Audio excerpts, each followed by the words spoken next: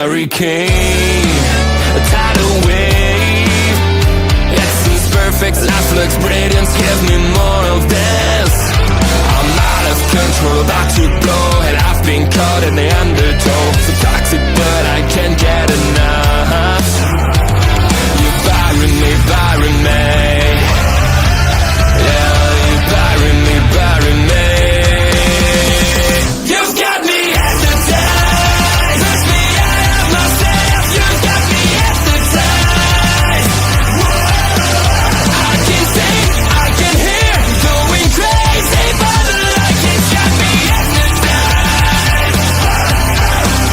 You've got me hypnotized. Can get you out of my head again.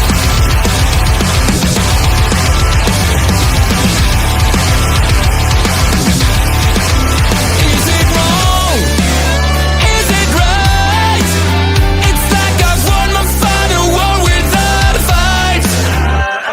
I'm out of control, about to blow, and I've been caught in the undertow. So toxic, but I can't get enough.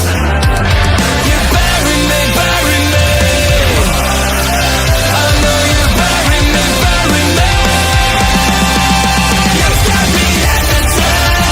Push me out of myself. You've got me hypnotized. I can see, I can hear, going crazy by the light. It's got me hypnotized. You've got me hypnotized. Get you out of my head. Get you out. Please note.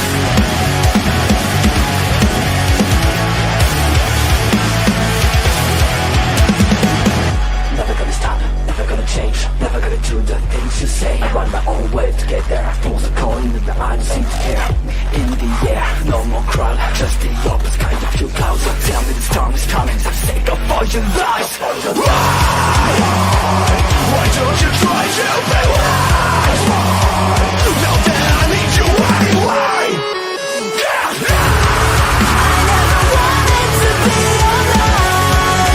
Just to feel like I'm fading. And though my heart beats a beat down, I cross the lines just to tell you. Don't lead the way, don't even say that I draw with a shadow playing the rain. I feel like I'm fading. What you think about when you're born into a fire? Let them burn it out. Sell them to the richest buyer. They wanna let the world decay. They tell us lies and fade away, fade away. We feel betrayed. We were raised to lose the race. Wake it to the back of the pack, kill it anyway. Listen up now, because we're never dropping out. Beat the odds, beat the big house. The brains are bigger than the doubt. We've been thinking for ourselves, never let the truth fade away. This is bigger than ourselves, we won't let the world burn away, burn away. We feel betrayed. We were raised to lose the race. Wake it to the back of the pack, kill it anyway. To play, haters face the world's mistakes. Wake it to the back of the pack, kill it anyway.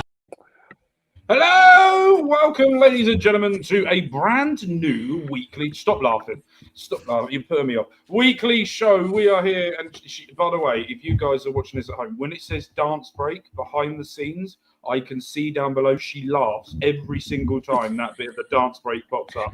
But we are here, ladies and gentlemen, for a brand new weekly show, shall we say. It is going to be every single Friday where we're going to be reviewing the recent TNA show. And if there is a pay-per-view or a premium live event, however you want to say it, we will be live right after that to talk about exactly what's going on.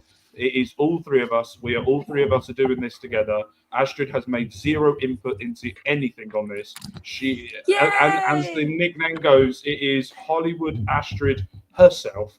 But no, welcome, ladies and gentlemen, to it. This is the very first episode. If you don't know who we are, we're going to quickly introduce ourselves, of who we are, what we do, and why you should give slight shit about us.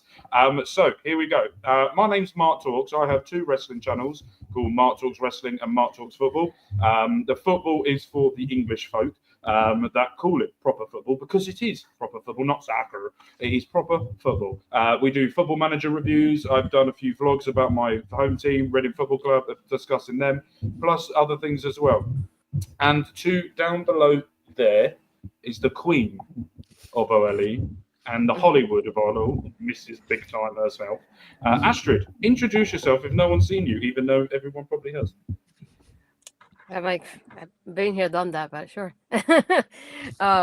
For those of you that don't know, I'm Astrid. I am one of the people that started our local establishment. So I've been a host, a writer, podcaster, interviewer, and I guess booker, if you want to call that in OLE. But I'm glad to be here. Glad to be back doing talking about TNA. I haven't done this in quite a while, so it's nice to be back with more people here, so that way I'm not alone doing this either. So it's very nice. And with the debut of Brett, how you doing, Brett? Doing well, thank you. For those of you that don't know me, my name is Brett, also known as Honestly Bretter on my gaming channels, but then also I have my own individual YouTube channel, Honestly Bretter Wrestling, where I talk about a lot of TNA related content. I do watch multiple different wrestling companies and stay in tune with the independent scene, but I've been a TNA fan since 2008, shortly after the Knockouts Championship came in. I know it came in 2007, but like I said, I didn't start watching until 2008. Been to a bunch of TNA shows throughout the years, and going to some this year. So I'm excited to talk about my experience going to the actual shows and then watching each week with all of you. And then I also used to write articles for multiple different websites around TNA in the past and take part in different podcasts. But it's been at least 5 years since I've done any of this, so I'm excited to dive back in. Astrid, can I ask you a question? Me? Yeah. Why did you book a very good-looking man? Right? The what? I'm not being. I thought, right, I was going to be. We'll have a show. I'll be the good-looking one. You book Brett. Now I feel like the most ugliest human being known to man. Right? Even my wife said, "Wow," and I went, "This is unfair. This is not right." So, Brett, it's lovely to have you. I'm slightly jealous of you, but it's lovely to have you here. This is the first time we're meeting, and he has no idea exactly what's going to come out of my mouth. So this could be fun for everyone. But what neither do I. So no one. To be fair, nor do I. So what should we start off with? Should we do what happened last night on TNA? Shall we go through that? yeah, let's start where this started. Right, we kicked off with Slater versus the GOAT of British wrestling. It was quite an introduction. Thank you. Our local establishment. Thank you so much, Bobby. So we started off with Slater versus the GOAT of British wrestling, Trent 7. We'll get into Trent 7 a little bit later on in the show as well. What were your thoughts overall? It looked like to me, I'll give my opinion on it first. It looked like to me that Trent 7 was doing the job. Was putting over the younger talent before he is leaving. Spoiler alert. He is leaving the company. This was his potential last match, I think it was. He has now left TNA. He looks like, and at the end, him walking up the ramp and sort of bowing to him, saying congratulations. Like it's been moved over to him to move forward. So, Brett, I'm going to go to you first. What did you think of this match, and what did you think of what happened at the end? Yeah, I actually felt that this was a great opener. I feel like TNA has been very hot and cold with Leon Slater. Anybody that's familiar with his work, I think they've been very impressed by him. But if you're only a TNA fan, you've only been introduced to him through TNA and their programming, they've only really just scratched the surface with Leon Slater. What I will say is that I think in the past too, TNA hasn't always done the best job with utilizing talent that are on their way out. So whenever I hear a talent is potentially leaving or anything like that, I get really nervous because sometimes they just stop using them. And they could use that talent and their abilities and their strengths to help build up somebody else. And I think Leon hasn't always had the opportunities to really do that. The thing that pops into my brain the most with Leon is Final Resolution, losing to JDC in the pre-show match. I felt was kind of a hit to him, to be honest, at least from my perspective as a viewer. But I will say there appears to be this storyline that's brewing between him and Kazarian, and I feel that they did utilize Trent Seven here correctly.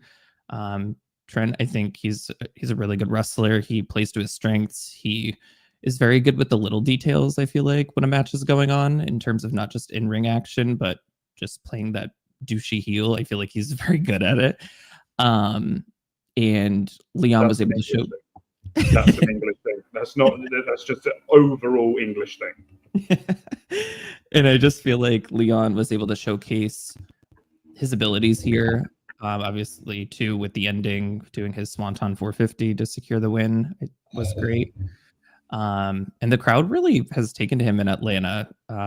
So that was awesome to see, because I think, too, some of the concerns I have with professional wrestlers nowadays is that they're really good in the ring, but sometimes they don't always have a character. So then they're fully relying on their ability to connect with an audience. And if you don't have the ability to do that and don't have much of a character, you can kind of get lost in shuffle. Proving that he can connect with an audience on top of his in-ring abilities. So, yeah, I think this match served its purpose and has helped build up Leon, which is really nice. Yeah, that Swanton 450 is just ridiculous. I didn't expect it, and I was watching it at work. Sorry, work. And I was sat there and I was watching it, and I was like, holy hell, where the hell did that come from? I love that. Astrid, your thoughts over all of this? Yeah, like you said, this is probably Trent Seven's last match in TNA for the moment. I like to say, because you never know if people will return back in a few months or in a few weeks. But I feel like even with this exit, I feel like they did very well of this, use somebody like him as a veteran and uplift a younger guy like Leon that's going to be staying in TNA for quite a while at this point. So I feel like they did very well with him. And like Brett was saying, they're brewing the storyline with him and Kaz, because Kaz came out for commentary before the match started. And he still has his, call your shot gauntlet, a trophy, I guess, if you want to call it. And he was about to hit Leon at the end until Leon turned around just in time to avoid it. So there's something definitely going on there. I feel like with Kaz being involved, it feels like, again, it's just like kind of using Kaz in that sort of way to elevate Leon and push him even further. And I feel like that's something that I have a very good faith in Kaz, that he's able to do something like that, being the veteran that he is. And probably one of the reasons why he returned to TNA, to be able to do stuff like this and be able to like mentor the younger guys, and he gets the opportunity to do this. I feel like it works very well for him. And, like we said, that Leon's finisher, really well done. I feel like he's doing great. I would like to see a little bit more from him in that sense of it. And for him to, it's like, because at least from my experience, I haven't heard him talk quite often. So I would like to see that from him as well. So I feel like it's something that I want to experience more often, of him talking and defending himself against somebody like Kaz, who has experience on the mic.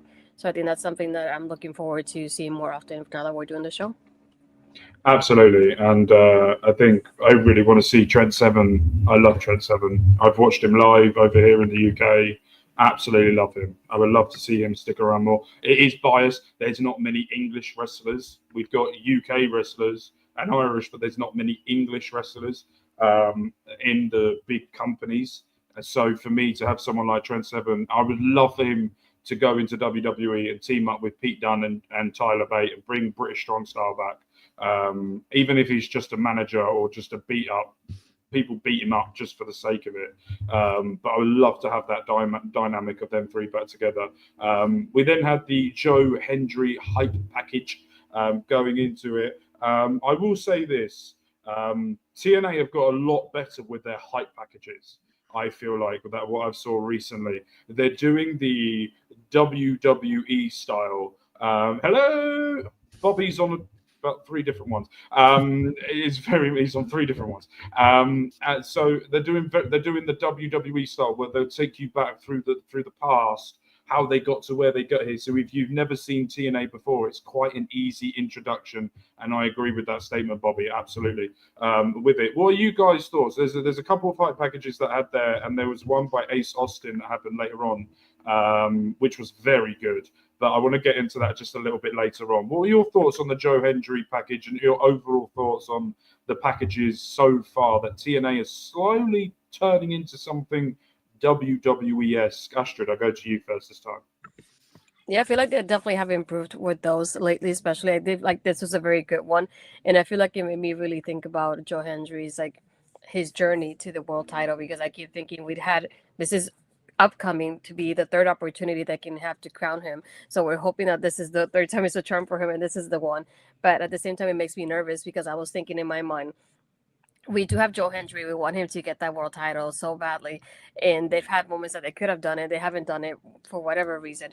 And then I kept thinking, we also have Cass and Bruin on the other side with the Caught Your Shot gauntlet that he could use it towards that. So you never know what if Joe Hendry wins and then Cass cashes in his trophy? Who knows? And then we have Moose, who has the X Division Championship that can do the option C at any point, because he's the one that wants to get rid of the X Division Championship. So it definitely made me think about the options that TNA has moving forward with this story here with both of them and Joe Hendry, but also made me scared because I want Joe Hendry to win the title. So it just made me think of what Genesis could be like, because as we think about it's the big year, the beginning of a big year for TNA, as we're probably going to discuss a little bit later. They officially announced a partnership with WWE moving forward as well. So there's so many things that could be brewing and happening now. So just the video package for Joe Hendry just made me think of all those things at the same time, if that makes sense. And I feel like they've been doing a better job of improving how they show them and how the production quality is really well done and giving us more details and things like that.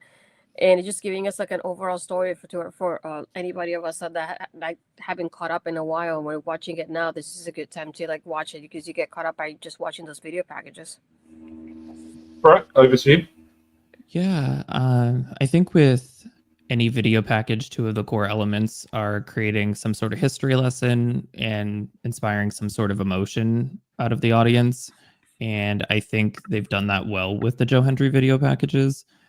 We've been able to see Joe Hendry in his younger years and him talk about why he decided to go the route that he has with this character and how to connect with an audience. I feel like that's the theme that I keep sticking with going into Genesis, is connectivity is so important.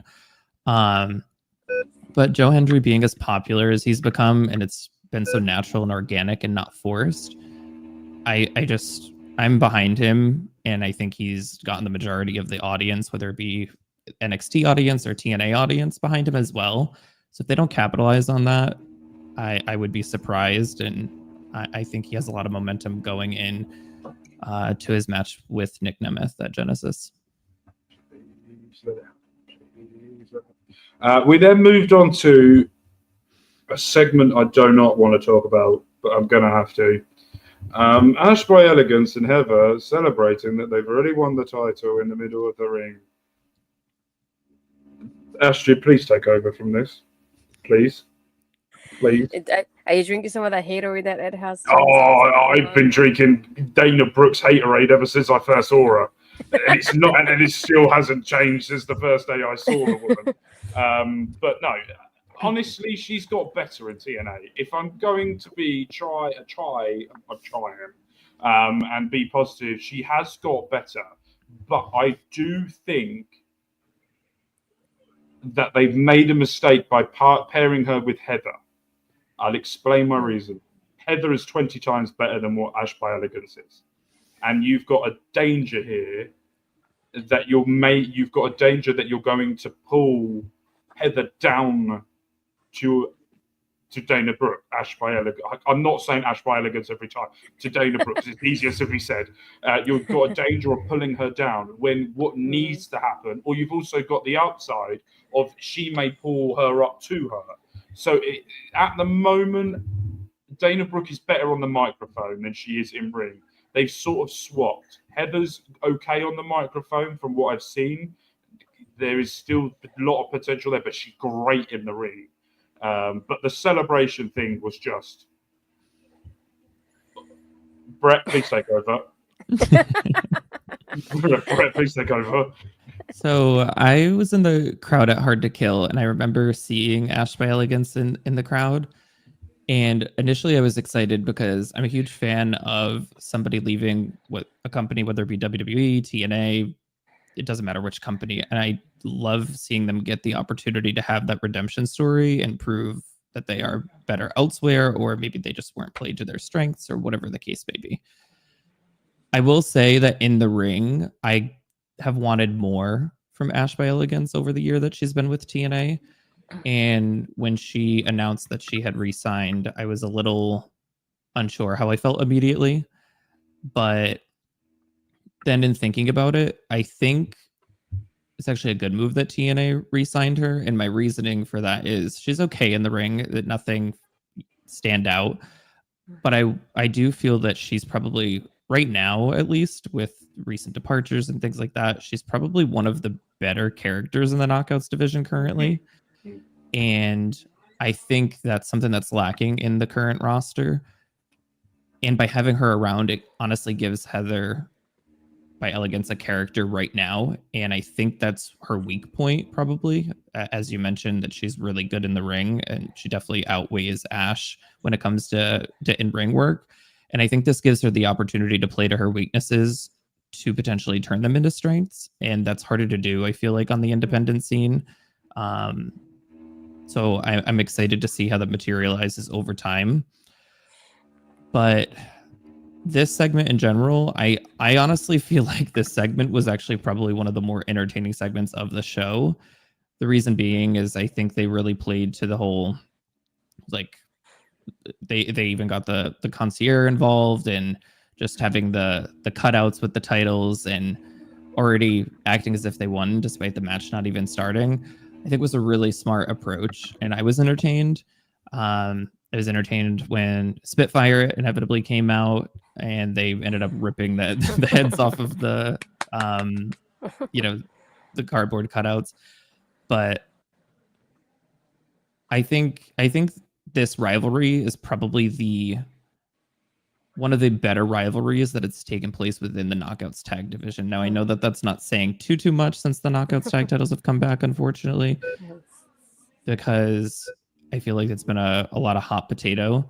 But right now, it feels like it's the most stable between two teams that they've had in a long time. Can I ask you another question? And this goes with what you said a little bit earlier.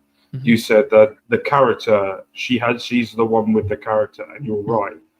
That's on TNA, though. Do you not think that they haven't done enough? We spoke about this before, me and Astrid, on one of the last PLEs that we did, and we said TNA, when I think it was before Marsha Slamovich won the Knockouts title, we said TNA have folded themselves into a corner because they haven't concentrated on everyone.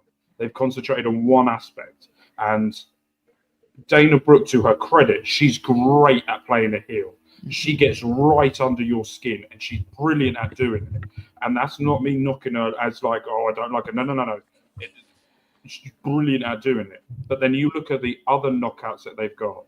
This TNA NXT deal is the perfect thing that they needed for what's going to happen. But we'll get into that. What is your opinion on the knockouts division now?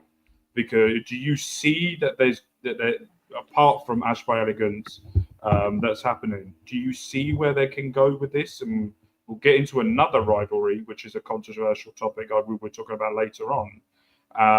But with that, what is your thoughts on it so far? Astrid, we're saying, think about your answer, because this goes over to you straight after.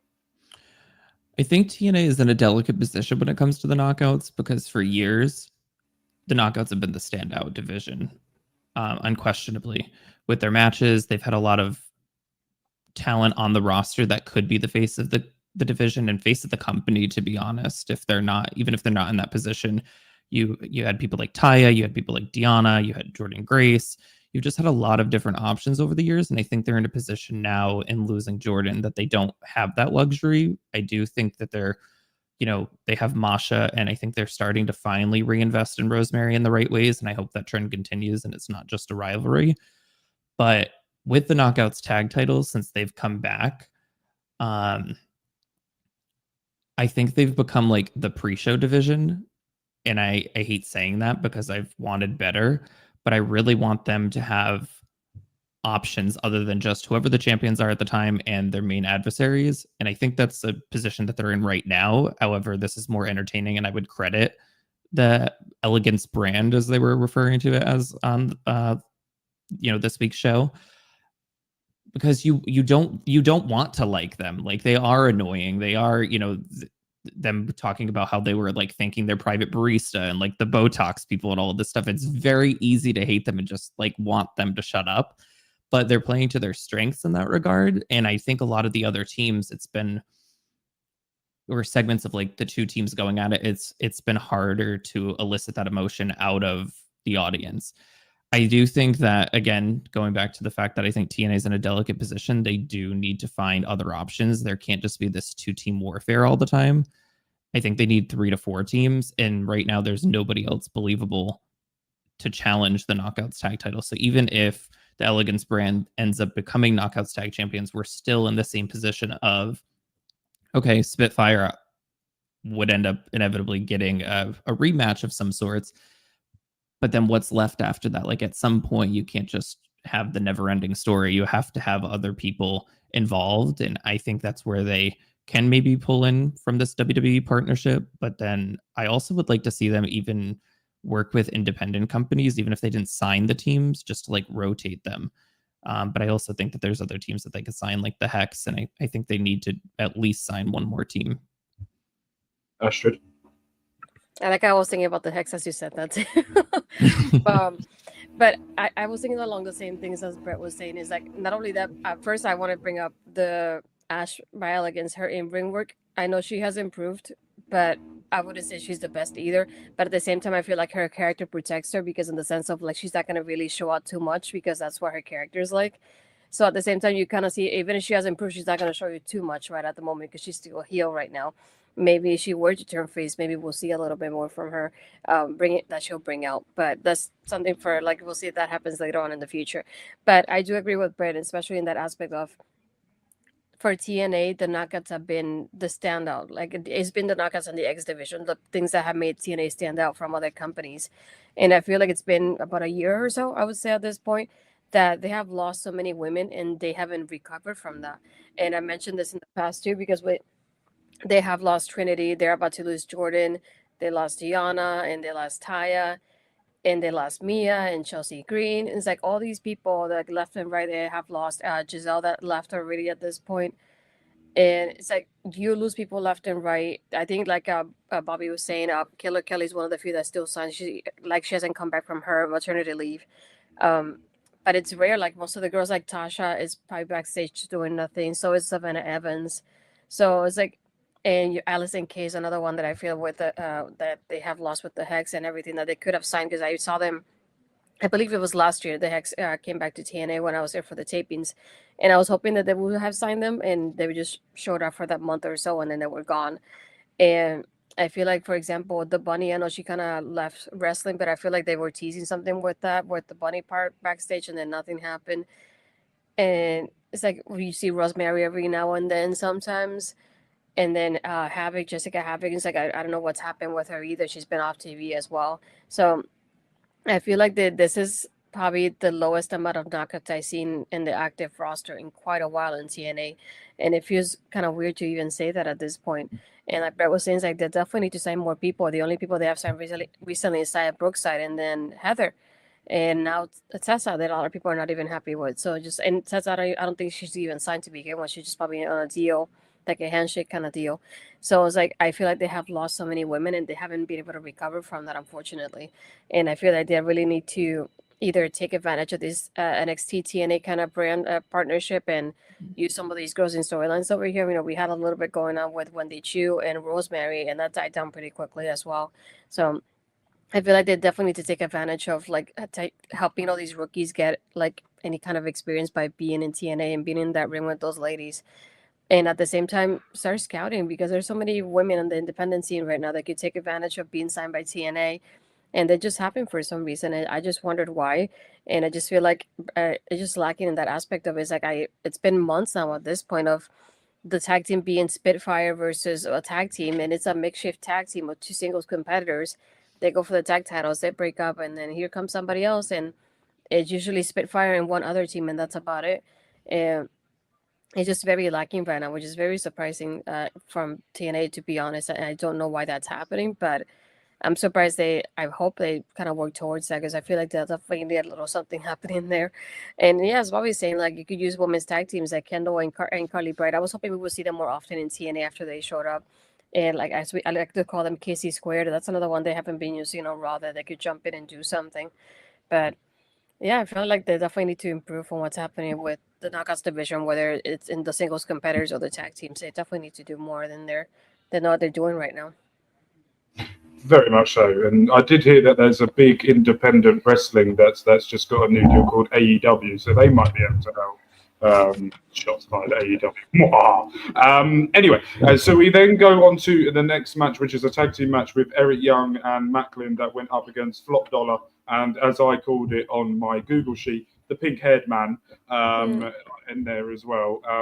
What were you guys thought of this match? My thoughts was good match. Pink-haired man flying everywhere. It was okay. But why should I care about this match? All it was, yes, Brett, you are absolutely right in what you were doing, by the way.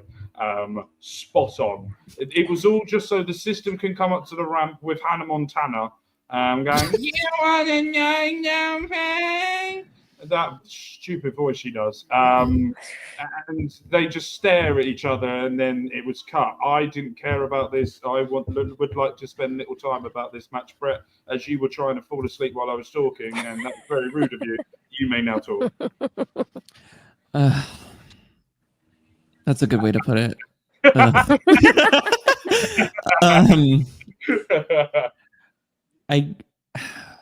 I'm trying not to be petty. I'm trying to be nice, but you're like AJ Francis. Love AJ Francis. I will start off by saying that I'm being really nice. I have a lot of respect for all wrestlers, but I will say that as a fan, I do have an opinion, and I have my right to my opinion. To where, yes, say it, AJ, do it. Oh, she's brewing. AJ just reminds me, like, his character just reminds me of like a teenager when they get their first paycheck.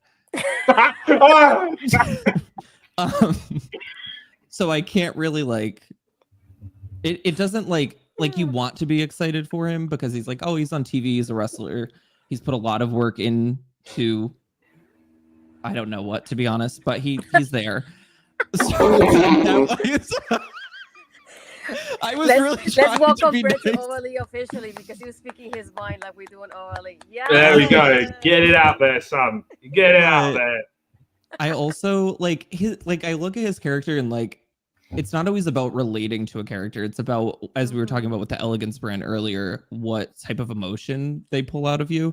And with the Elegance brand, it's like, okay, I'm annoyed, I want them to shut up, but you almost can appreciate what they're doing, or you can appreciate what they're doing. I can, at least.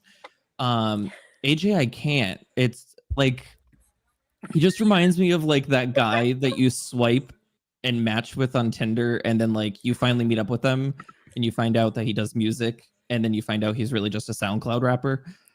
And and I also think that TNA too, they put themselves in a corner to where, like we were talking about earlier with talent leaving, they don't use them to their strengths. They also sign talent that don't want to be there, and you know they don't want to be there. We're going to talk about Tessa, I'm sure, at some point, obviously, but with AJ, I just feel like he's in TNA because nobody else wanted him, and he also sees the WWE partnership and he wants to be back there. It's so obvious from his interviews, his tweets, his social media, and that's okay. But I think that there's a respectable boundary about doing it. Like I'm sure we can all relate to having a job and then being at a job and on Indeed or something like that. But there's a way to go about it, and to use your social platforms. I can't get behind AJ right now. I think he's the NWA of professional wrestlers. if you compare him to any other wrestler, you're never going to pick AJ Francis. You're always going to pick the competitor. And I don't know. He's just boring. Casey Navarro, the smaller of the two, but definitely carrying all the weight on his back. Casey's great. A lot of personality. I think especially when they invest in him and let him go off on his own, he'll be great. But right now I feel like they're putting a lot of investment into AJ. And I know his catchphrase is money, money, money, but I don't think they're going to make any with him. So as Brett held back on what he thought, Astrid, would you like to continue, or do you think Brett's got that covered? Because I'll tell you what. I mean, how do we? As this is a show and it's past the watershed in the UK, and I can swear that was fucking brilliant, absolutely fucking brilliant. Astrid, over to you. I don't know how I can go after that to begin with. Oh, he's nailed it. I don't know. Absolutely nailed it. I do get the point of view, because you definitely feel like he's just there to collect a paycheck. You don't see the passion in him that a lot of people have. And it's just, for example, I am glad that Casey's with him in the sense of like at least he gets TV time. But at the same time, I feel like he could do better on his own. I get both things. And Casey later, it reminded me so much from Austin in his video package later. Because it just like it gave me that vibe of like, if you put a rocket to him, you can just skyrocket him in the X division, like so much. Like he fits in there so well by himself. He doesn't need AJ for this, and he might learn about how to get heat and how to be a heel from AJ. If that makes sense. But aside from that, I feel like he has a better character and a better connection with the crowd than AJ does in any way, shape, or form, whether he's a heel or a face. And I feel like they need to take advantage of him.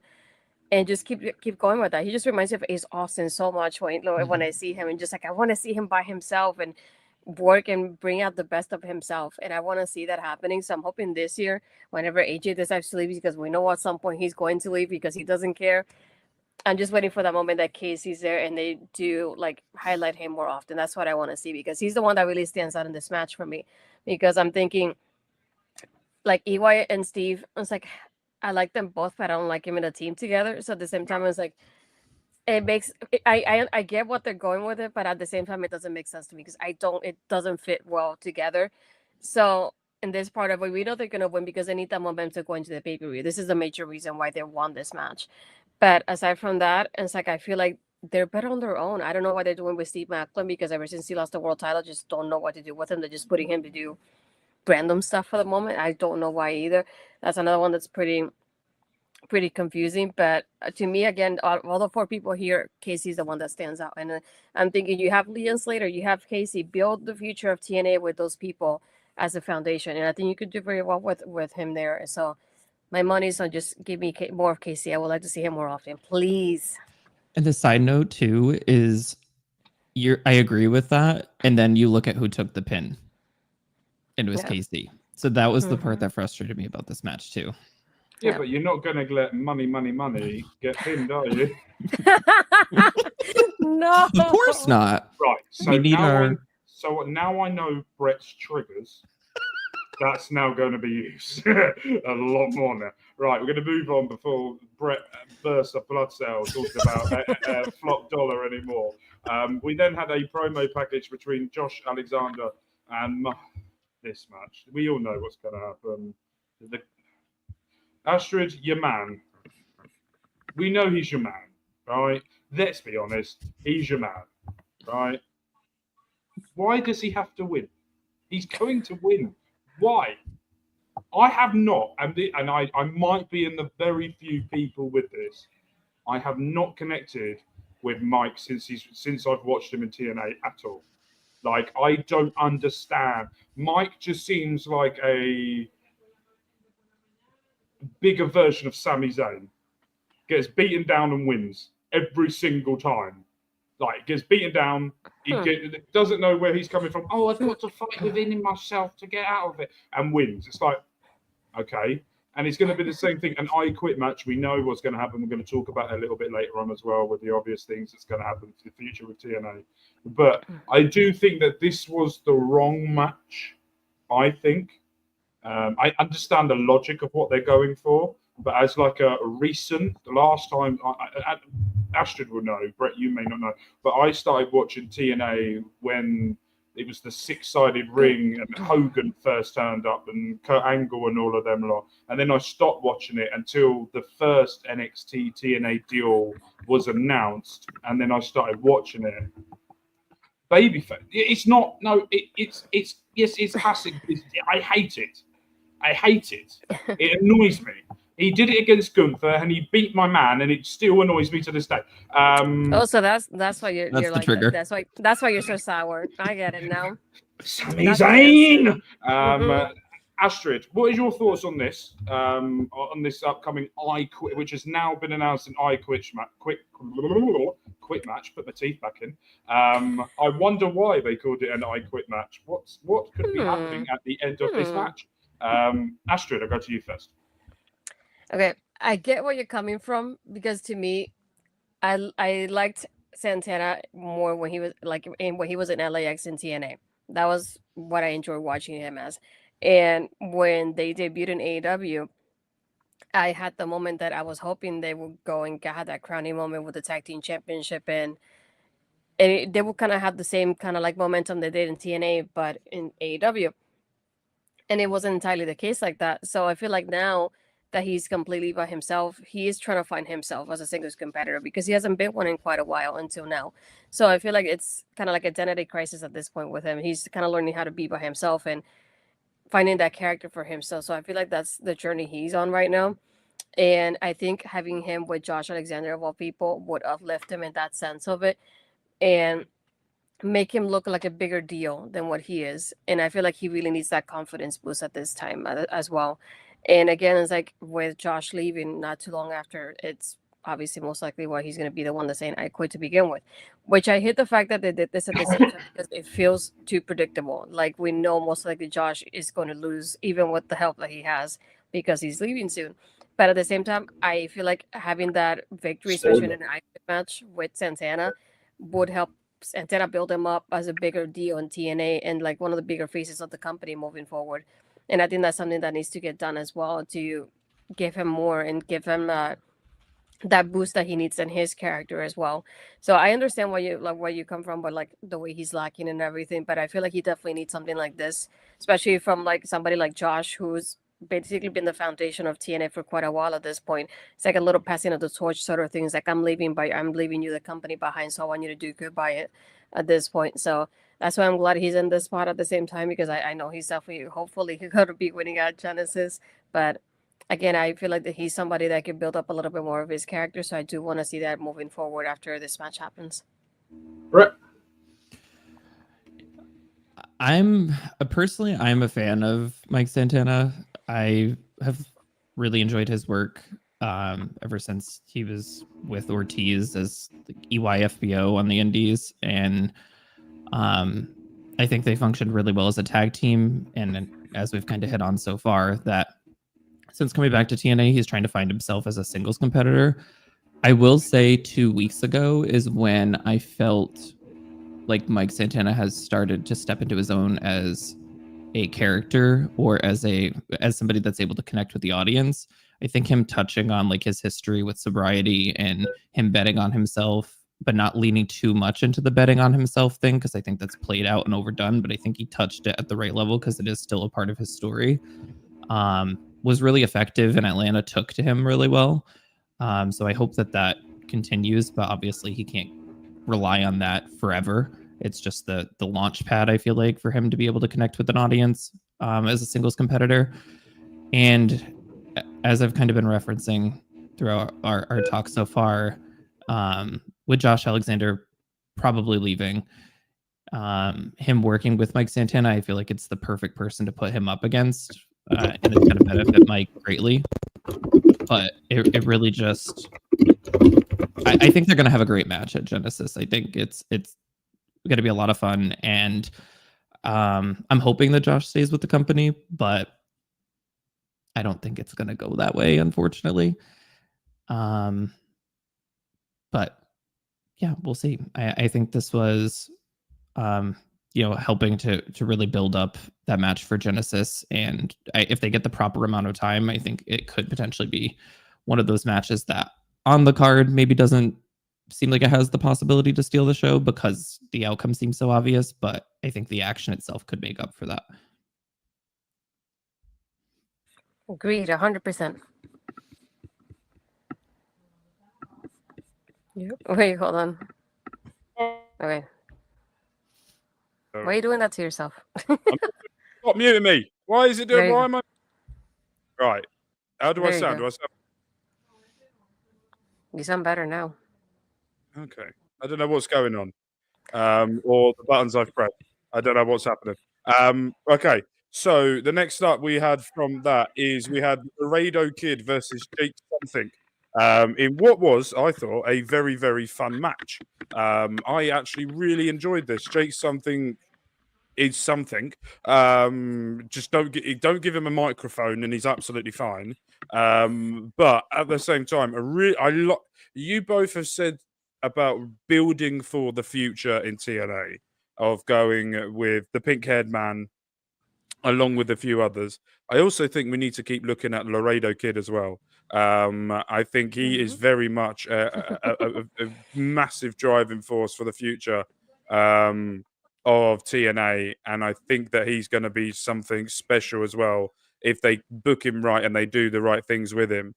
Astrid, I'm going to go to you first. What are your thoughts on this match, and what are your overall thoughts of we're going to get to the Ace Austin thing that I'm going to piss people off with what I say with this, but we'll get to that in a minute. But what were your thoughts on this so far? I was gonna say, don't forget about Masha too. But I feel like, yeah, I definitely agree with you. Laredo Kid is one that you have definitely to look out for. I feel like he's doing very well.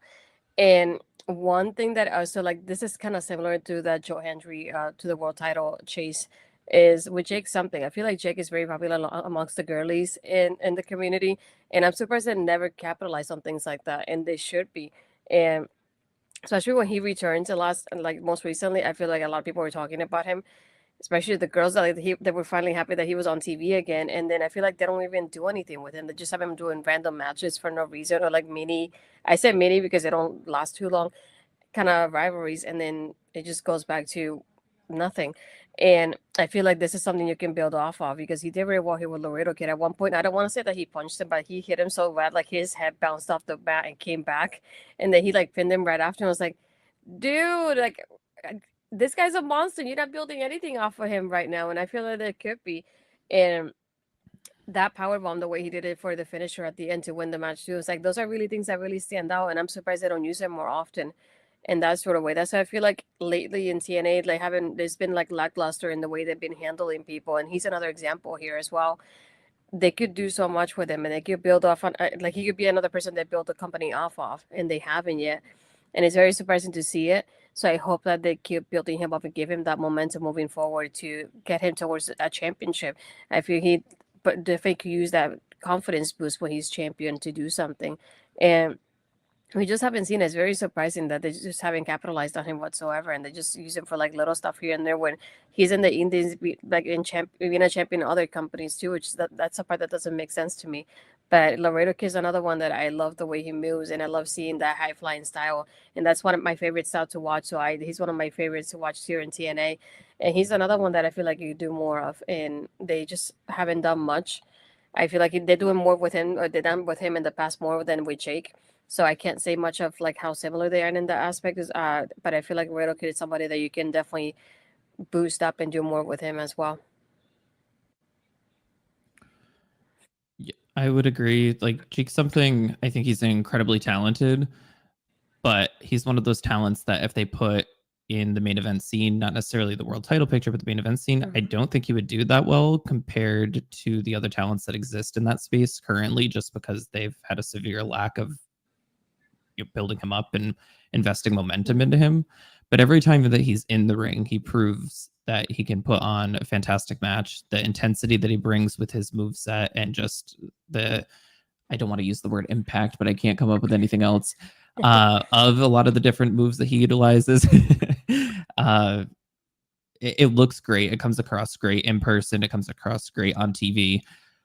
But I think Jake Something is one of those talents too that you can turn to, and he proves why a championship like the digital media title is important for a roster like TNA's, because he's a no-brainer to put in that position, let him get some experience as a champion, as singles champion within TNA and on TV, and then slowly mold him over time into becoming a main event level talent. And I think it would be a natural transition if they just put in some effort.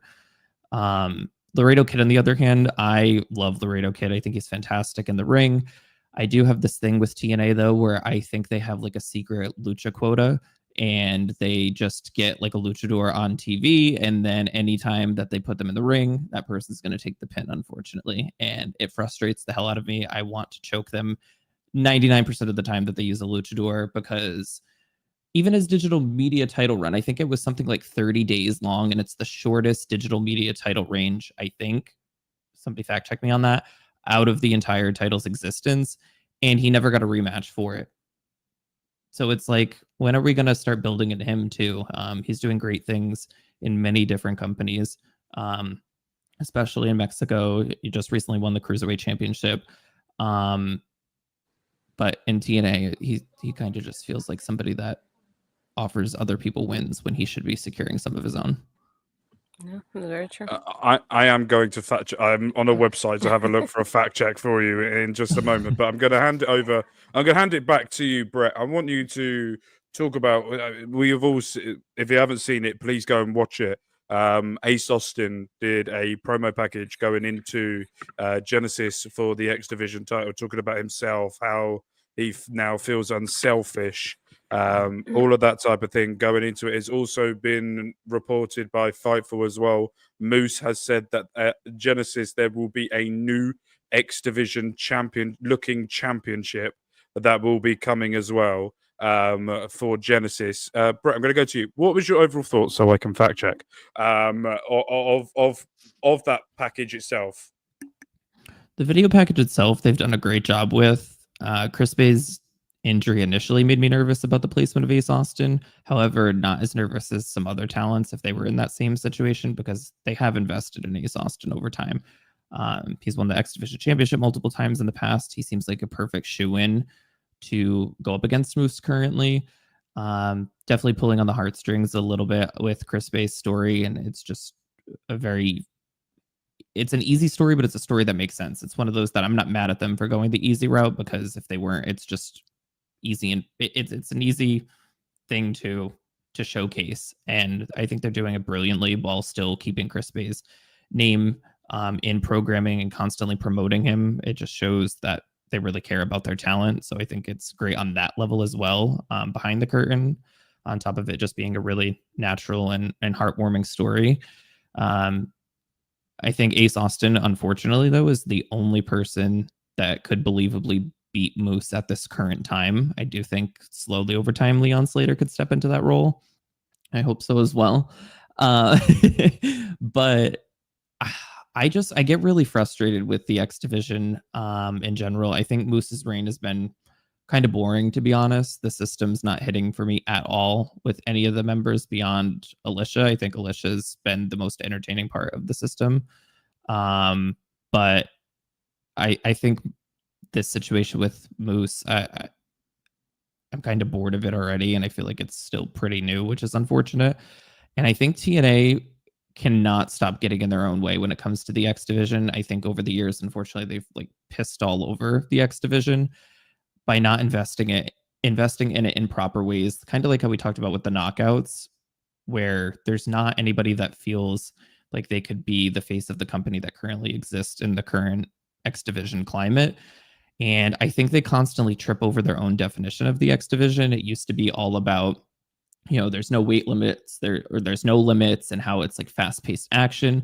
But I think they focus too much on like the no limits thing, and it's kind of become a mid-card title, and it's lost a lot of that athleticism unless you have somebody like Ace Austin, Leon Slater, Laredo Kid in the mix.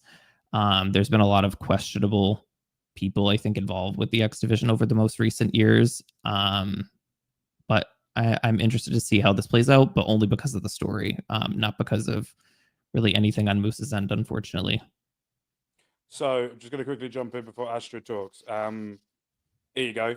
The shortest title reign so far in the digital media championship history is Laredo Kid, who had a 28-day title reign, and then Rich Swann. And as you can see, the longest was Joe Hendry with 266 from that. But yes, I have done some fact checking on that, and Laredo Kid is the least amount of days holding that title. Astrid, over to you. Oh, yeah. With this one, oh my gosh. One thing that I will give TNA props on is that for something that happens so quickly, they kind of, I don't want to say learned, but they give us the experience how quickly they could recover from something that what happened to Chris. Because I can imagine people like ABC do have plans when it, well, like most people, they probably have plans for them ahead of time. And I feel like having the accident here with Chris and the injury, the way it happened, you definitely had to scramble and find ways to like end what was happening and then put Ace Austin in somewhere else for the moment until Chris is able to return. And obviously, when not having like a return timeline for him, you definitely have to have a backup plan for Ace Austin here. And I get them props in the way they acted so quickly to recover for something like that, because it's not something that you could easily be like, oh, what are we gonna do with him? Do we keep him off TV for X amount of time until Chris was able to return, or do we put him somewhere else and and have him like grow and give us more? So I'm glad at the same time to see this happening. And I like how Brett was saying, like they keep letting us know, Chris is okay, but at the same time, Ace wants to do this for the time being until he gets his partner back. And for me, Moose, in any way, shape, or form, I don't care what kind of champion he is. He's always been boring to me. I hated seeing him in the tapings here last year as a champion because he can barely run. I don't know what he's doing when he runs, but he doesn't run. It looks so weird. And in seeing him in that match, I think it was against Laredo, now that I think about it. But that match, probably one of the worst matches I've like not only watched but like witnessed, because the crowd was so quiet whenever he did anything versus the reaction that Laredo kid got. And that's when I kept thinking, why is this guy the world champion of the company at the time? And even here now, thinking like, oh, he's gonna unveil a new exhibition championship. Like, I don't want him as champion any longer. I feel like you can definitely put this championship on other people and uplift the division. And with him, it almost feels like a downgrade at that point. Not only the way that he talks about the division, but the way he's like, oh, I'm gonna change the title now.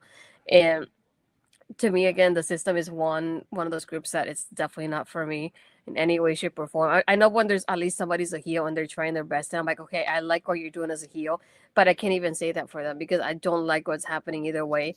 And I feel like all these people can do better on their own and just keep Alicia and Eddie together as they were, and everybody else just go on by themselves at this point. And I feel like they're better off that way than in the group itself.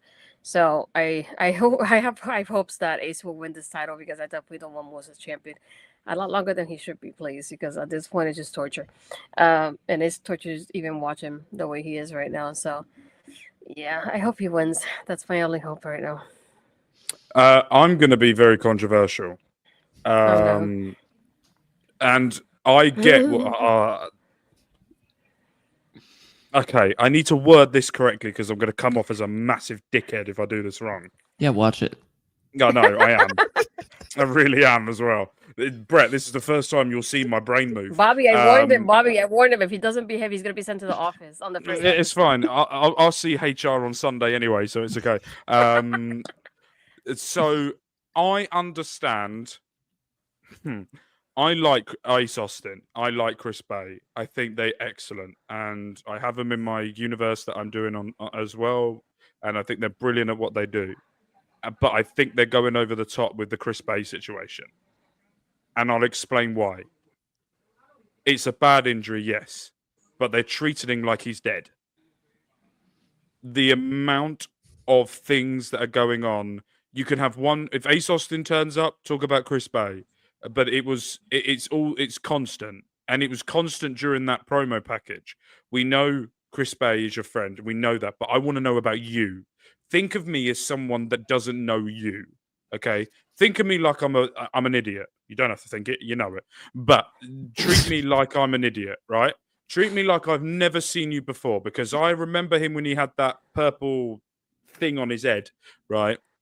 I remember seeing him, and I remember liking what he was doing there. But now I haven't seen it for a while. I know Chris Bay. I know about him, but I want to know more about you. And yeah, exactly. I always, to be fair, there's already a substantial amount on your head for that. But No, what I want to see is Ace Austin. I don't want to see the ABC. I do not want to see Bullet Club. I want Ace Austin. And I want him, he can wear a t-shirt. They can discuss it at the start of the match. That's it. That's all I want to hear. I want to hear about him. I want to know about him. I want to know why he deserves this. Not because if you're going to keep going on that he, with about Chris Bay, in my mind, I'm going straight to, well, he doesn't deserve this title shot. He's only getting it because his best friend got injured. And you shouldn't think that if you're going into a title shot. But that's my opinion. That isn't the controversial opinion, but that comes later. But that is what that was my telling on that. I like Ace Austin, but I want to know Ace Austin. I don't want to know ABC. We can get Chris Bay when he comes back, when he potentially comes back. That's what I want to see. And that's my thinking on it. And hopefully I put that across a lot nicer than I possibly could think of. But we're going to go into our main event match. Not the main event segment, but main event match. And it was the Hardys against PCO and the Troll. The guy who lives under a bridge. Damn. Sami Callihan. Also, we say that. Bobby, please write in the chat what you think of Sami Callihan. Thank you very much. So, Hardys, I'm loving. They're old.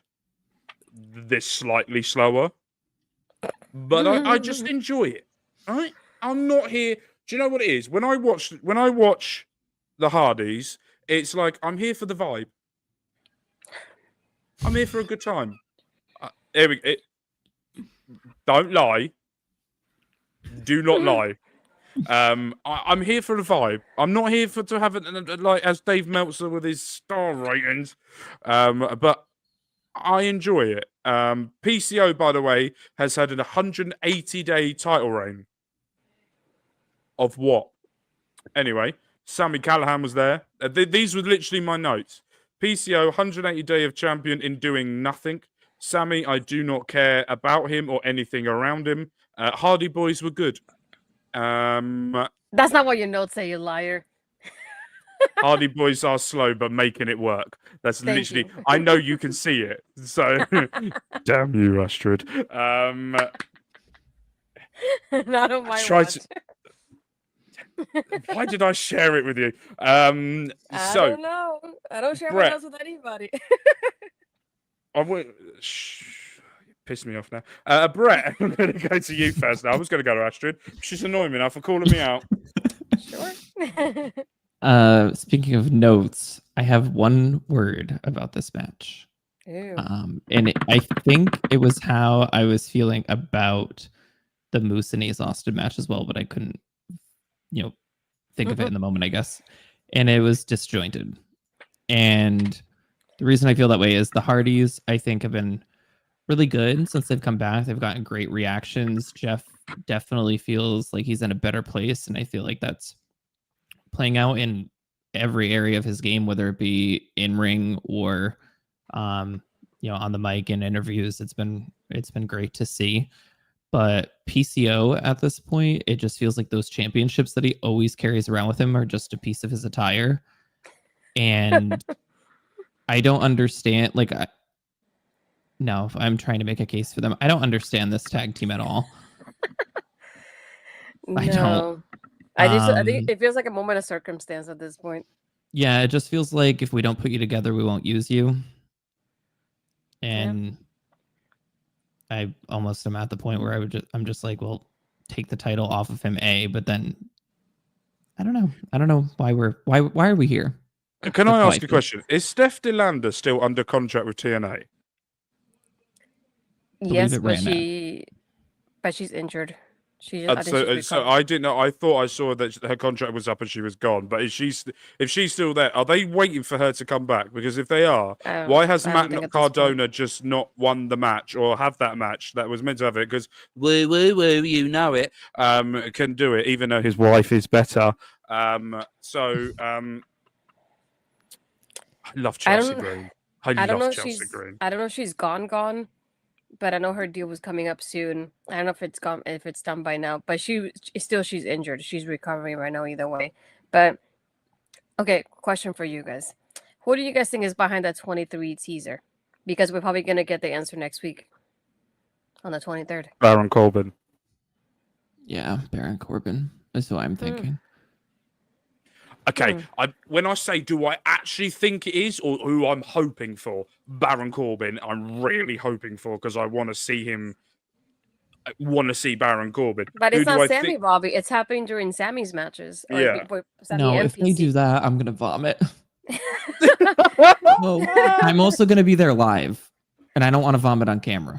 Oh, let him vomit. No, I we would just don't be want like- to see that. Or if it's Tommy Dreamer, oh no, Oh, plan my no. funeral. No, I didn't think about Tommy Dreamer. No, Oh, I no. can't. I know if they do that, Mm. Genesis is not about a new beginning. Ric Flair. Oh no, No. sponsored by Woo That's how- Energy. You're out. I'm sorry. No. We're not doing that. We're not doing that. No.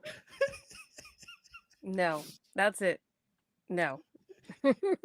No, No for nothing. please, I do not want that. We're gonna get to our final segment before we get into the controversial opinion, and then we will be doing our Genesis predictions. From there, we will do. If you're new around here and you've just joined us, make sure you go back and follow us. Make sure you hit the subscribe on the channels that are watching. It's live on my channel, Astrid's and OLE's as well. Brett, we will have a conversation with you after this because we want to add you onto that as well. To bring the content towards you as well, and Astrid will do her fancy shit behind the scenes so OLE can have it as well at the same time. We will do that as well, but make sure if you haven't already to go and hit the subscribe button, hit the like button, and make sure that you share this with your mum, your dad, your uncles, your aunties, your cousins, your right, Astrid, now I've got you here, right? I need you to explain to me what Pentagon says. Right now? Yes, because I have been trying to say it for 3 days, since Monday, Okay. and I can't say it properly. And as Wait. Are you trying to say it in Spanish or English though? I'm not doing English. Fuck that. I want to look intelligent. Okay. Cero. Yeah. You're not even Cero. trying. Miedo. Miedo. There you go. Okay. Miedo. Okay. Now I'm now buying the Penta mask, and I'm fully going Lucha Libre. So we got the final face-off between Joe Hendry. Oh, my headphones nearly went flying. And Dolph Ziggler. So I have a theory about this match. We don't need to talk about the Joe Hendry saying he has to win it. Absolutely. His brother comes out and please shut him up. For the love of God, someone shut him up. But I have a theory. That won't be true. I think Nick Nemeth's brother, I refuse to say his name, pays JBL to help Dolph Ziggler win. And I think it will then turn on him where, because he wasn't listening to his brother tonight, where JBL's now going to turn on him and Joe Hendry will win. But you don't have to pay JBL to do that. You can just ask him. No, but JBL's all about the money. Well, technically he's going to Netflix on Monday, but still, he's about the money. No, that was AJ Francis that we already talked about. Don't worry about it. Can someone explain to me why JBL keeps turning up? Because it's confusing the hell out of me. I don't know at this point. Anyway, Yeah, this promo, good, all right, okay. Thoughts?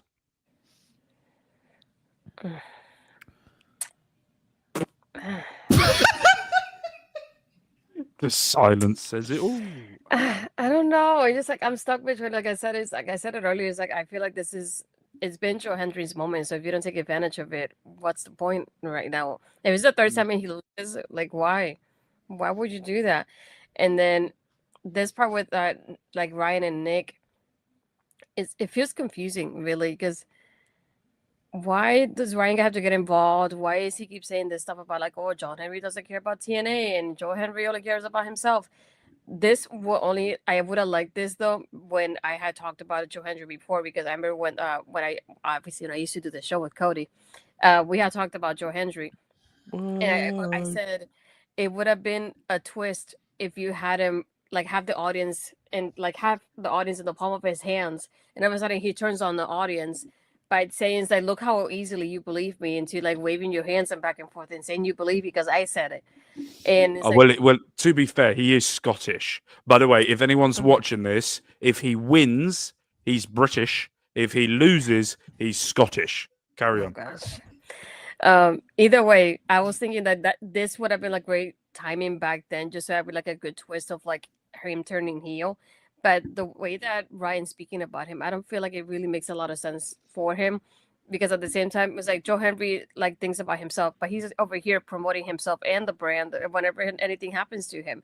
So it's like when he went to NXT, that obviously everything says TNA on it because he's that he's representing them. So how is he thinking about himself all the time and like that kind of thing? I don't know. It feels weird, like the back and forth they had here, and the way that Nick also reacted when he just like got rid of Joe Henry when he was doing the standing ovation to Ryan. It's like that whole sequence too. Like it felt kind of odd to me. I don't know how else to describe it at this time until after the pay-per-view. But again, it's like me as a joke. I wanted to say, I'm like, if he doesn't win it, I'm quitting the show after an episode. But I'm not doing that. But it just frustrating. Be like liking Joe Henry and seeing how they could capitalize on him, and they just haven't. And that part doesn't make sense to me whatsoever. So if it doesn't happen now because of Ryan or JBL, then I don't know what's gonna happen next. I'm just out of ideas for him. Royal Rumble. Brett. Yeah, in terms of momentum, it's now or never for sure with Joe Hendry. In terms of your theory, that makes the most sense to me because I haven't been able to make any sense of why Indiana Jones keeps showing up. But also to focus on to focus on Nick Nemeth though, because I feel like I've talked a lot about Joe Hendry. I can't unsee it now. If he walks out in Genesis with a whip, we know he's watching. Nick Nemeth has done a great job outside of TNA programming to promote TNA. I think he's probably been one of the better talents that TNA's grabbed from WWE releases in terms of being a representative for the company. So I'm a huge fan of Nick Nemeth in that regard, beyond just his in-ring talent and what he's brought to the table. I think it's going to end up being a really good match, but the promo itself, the fact that Ryan Nemeth is involved and the confusion around JBL's involvement, I think that part's made it a little difficult to invest in the match. Almost to the point that I feel less would have been more here, unless there's an angle that I just am not understanding, or somehow it turns into something that I'm like, oh wow, this is actually makes a lot of sense, and I end up liking it, but I don't see that happening. I'm liking it just for the two people that the match is about. The extras feel like they should be out of the scenario, and for some reason they're involved. Right, we're going to get into a couple of segments now. It has been spoken about recently that TNA deals have been expired. There was something that happened at the end of TNA, but we will get to that in a few moments. I'm leaving that to be the controversial topic we're going to be discussing in a little bit. TNA deals that have come in and expired. Jay Chung, with the ring announcer, is now no longer with TNA. Rhino, Trent Seven, Kushida, Josh Alexander has already said that he is going to be leaving when his contract expires. The same with Jordan Grace as well. There may be others as well that we have missed off on that list. Please let me know if there is any others. I don't want to do that as well. What do you think that the reason why these people are gone is to make way for this NXT deal, the WWE NXT deal? Do you think that TNA have looked at their roster, and if you look at I don't get the ring announcer. I actually quite liked her. But the others, Kushida, I'm never behind. Trent Seven, elderly gentleman. Rhino, elderly gentleman. Josh Alexander has done it all. Same with Jordan Grace as well, has done everything. You're now making way for this NXT deal. We'll go through the NXT deal in a minute. I'm going to get it up so I can read the press release that was said from that in 2 seconds. But I want to get both of your opinions on what you think about the contract expiring, and your thoughts on the people that have, maybe unfortunately, or it was their choice, left TNA. Brett, I'm going to go with you first, mate. I do just have like a little list of people that have left towards the end of 2024. The Atlanta tapings are involved in that because the filming took place in 2024. Mike Bailey was a hit for me. Sad that he's gone. Definitely one of those people that they invested heavily in the X division. So talking about a division that's really lacking people that can be not just the face of the division in a proper champion, but the face of the company. I feel like he's one of those people that fit that description, and they really haven't recovered from that loss, the division itself. Rhino, I was happy to see leave. He's done a lot of great things for TNA, but I just think he's one of those talents right now that there's not much for him to do. And we've I think he's played out his phase of, being involved in putting over younger talent, that there's so many more talents on the roster that could do the same thing. And it feel a little bit fresher, at least. Josh Alexander is going to be a huge hit. I'm disappointed that he's leaving. I think he's one of those that can put on a great match with just about anybody. And I think through the TNA rebranding, he's almost become like the AJ Styles of TNA, the rebrand version. So losing him definitely, I feel, is a huge hit. Jade leaving, I thought she did great, but I also feel like there's other people available, like Mackenzie Mitchell, that could step into that role, or even Christy Hemme. I know she's involved with the company, that could potentially do just as well, if not maybe a little bit better. But I feel like she came into her own in that role. Kushida, definitely disappointed about him leaving as well. I think he's one of those I never saw as being X Division champion, just based on the TNA investment side. But I feel like he's one of those people that could have been really good to help build up Leon and other talents that they hopefully end up signing, or even people like Laredo Kid.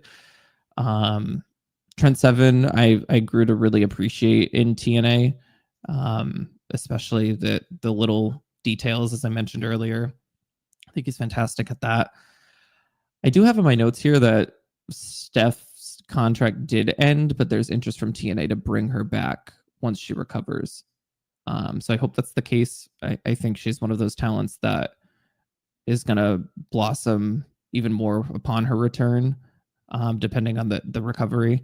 I think she's really good in the ring. She showed her ability to play a character when she was with TNA. And I think there's somebody that's somebody that they could really build around to help create another top star in the Knockouts division that we don't currently have. We're really just relying on Masha and Rosemary currently. And Aiden Prince, he was here for a cup of coffee, maybe a deep breath, but yeah. That's very true. Astrid. That's I was gonna add to the list too. We have people like Giselle, who just left, and they had her put Heather Reckless over before she left, and Jay Vidal is another one that left recently too. And we haven't even. I know Giselle has been in the indies here and there, but I haven't seen anything from Jay, at least on social media, ever since. So yeah, it's been like, I think to me the huge losses are people like a Josh and a Jordan, and even Speedball, that were the popular names among these. And it made me wonder if this was kind of, I want to say like kind of like a cause and effect situation after Scott D'Amore left, because I feel like a lot of people might have been a little bit close to him. And I wonder maybe that's why a lot of them decided not to stay afterwards. I wonder if that's maybe the cause of this to begin with. And like Millie was saying, Jade, she's Josh's wife, so she most likely doesn't want to be on the road and on the company without him. And so maybe that's the reasoning why we get that as well. But I don't know literally nothing. What? You didn't know they were married? Nope. Oh, I had a, you I were had a kidding. feeling. I had a feeling you learned that just now based on your reaction, but I wasn't 100%. Yeah, and I had no clue, and I was like, Jay, Yeah, that's oh, Mrs. what? Walking Weapon. Yeah, Hmm. Mrs. Walking Weapon. That's why she's leaving too. Now you understand a little bit more. There's a joke in there. No, we're not doing that. So no, no. She Calm said down, squash son. match. No, we're not. No.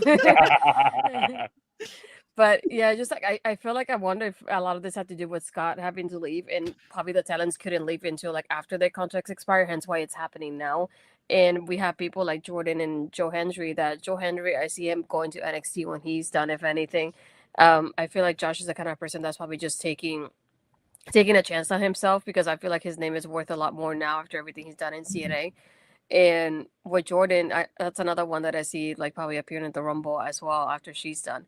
And the only thing I kind of don't like about the situation is the fact that I don't want to say kind of, but the part that I don't like about it is the fact that she's leaving, and probably I say kind of because we don't know for sure yet, but the fact that she's probably going to end up like losing to Tessa on her way out, which is the part that I'm not a fan of after everything she's done for TNA.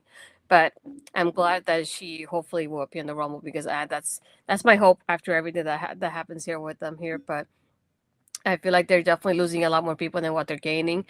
And that's something that's what I'm hoping for, that they do a little bit more, because they did the gut check. I think it was last year, the year before that.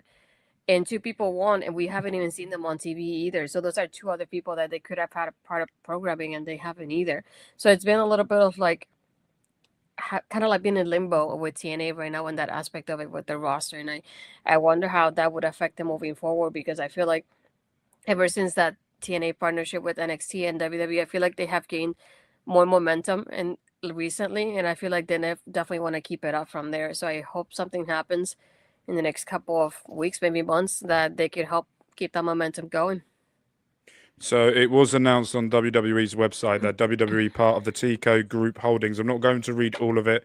They're just snippings I'm going to read from it. So if you want to go and check it out, please go to WWE or TNA. They've both got the same joint statement anyway.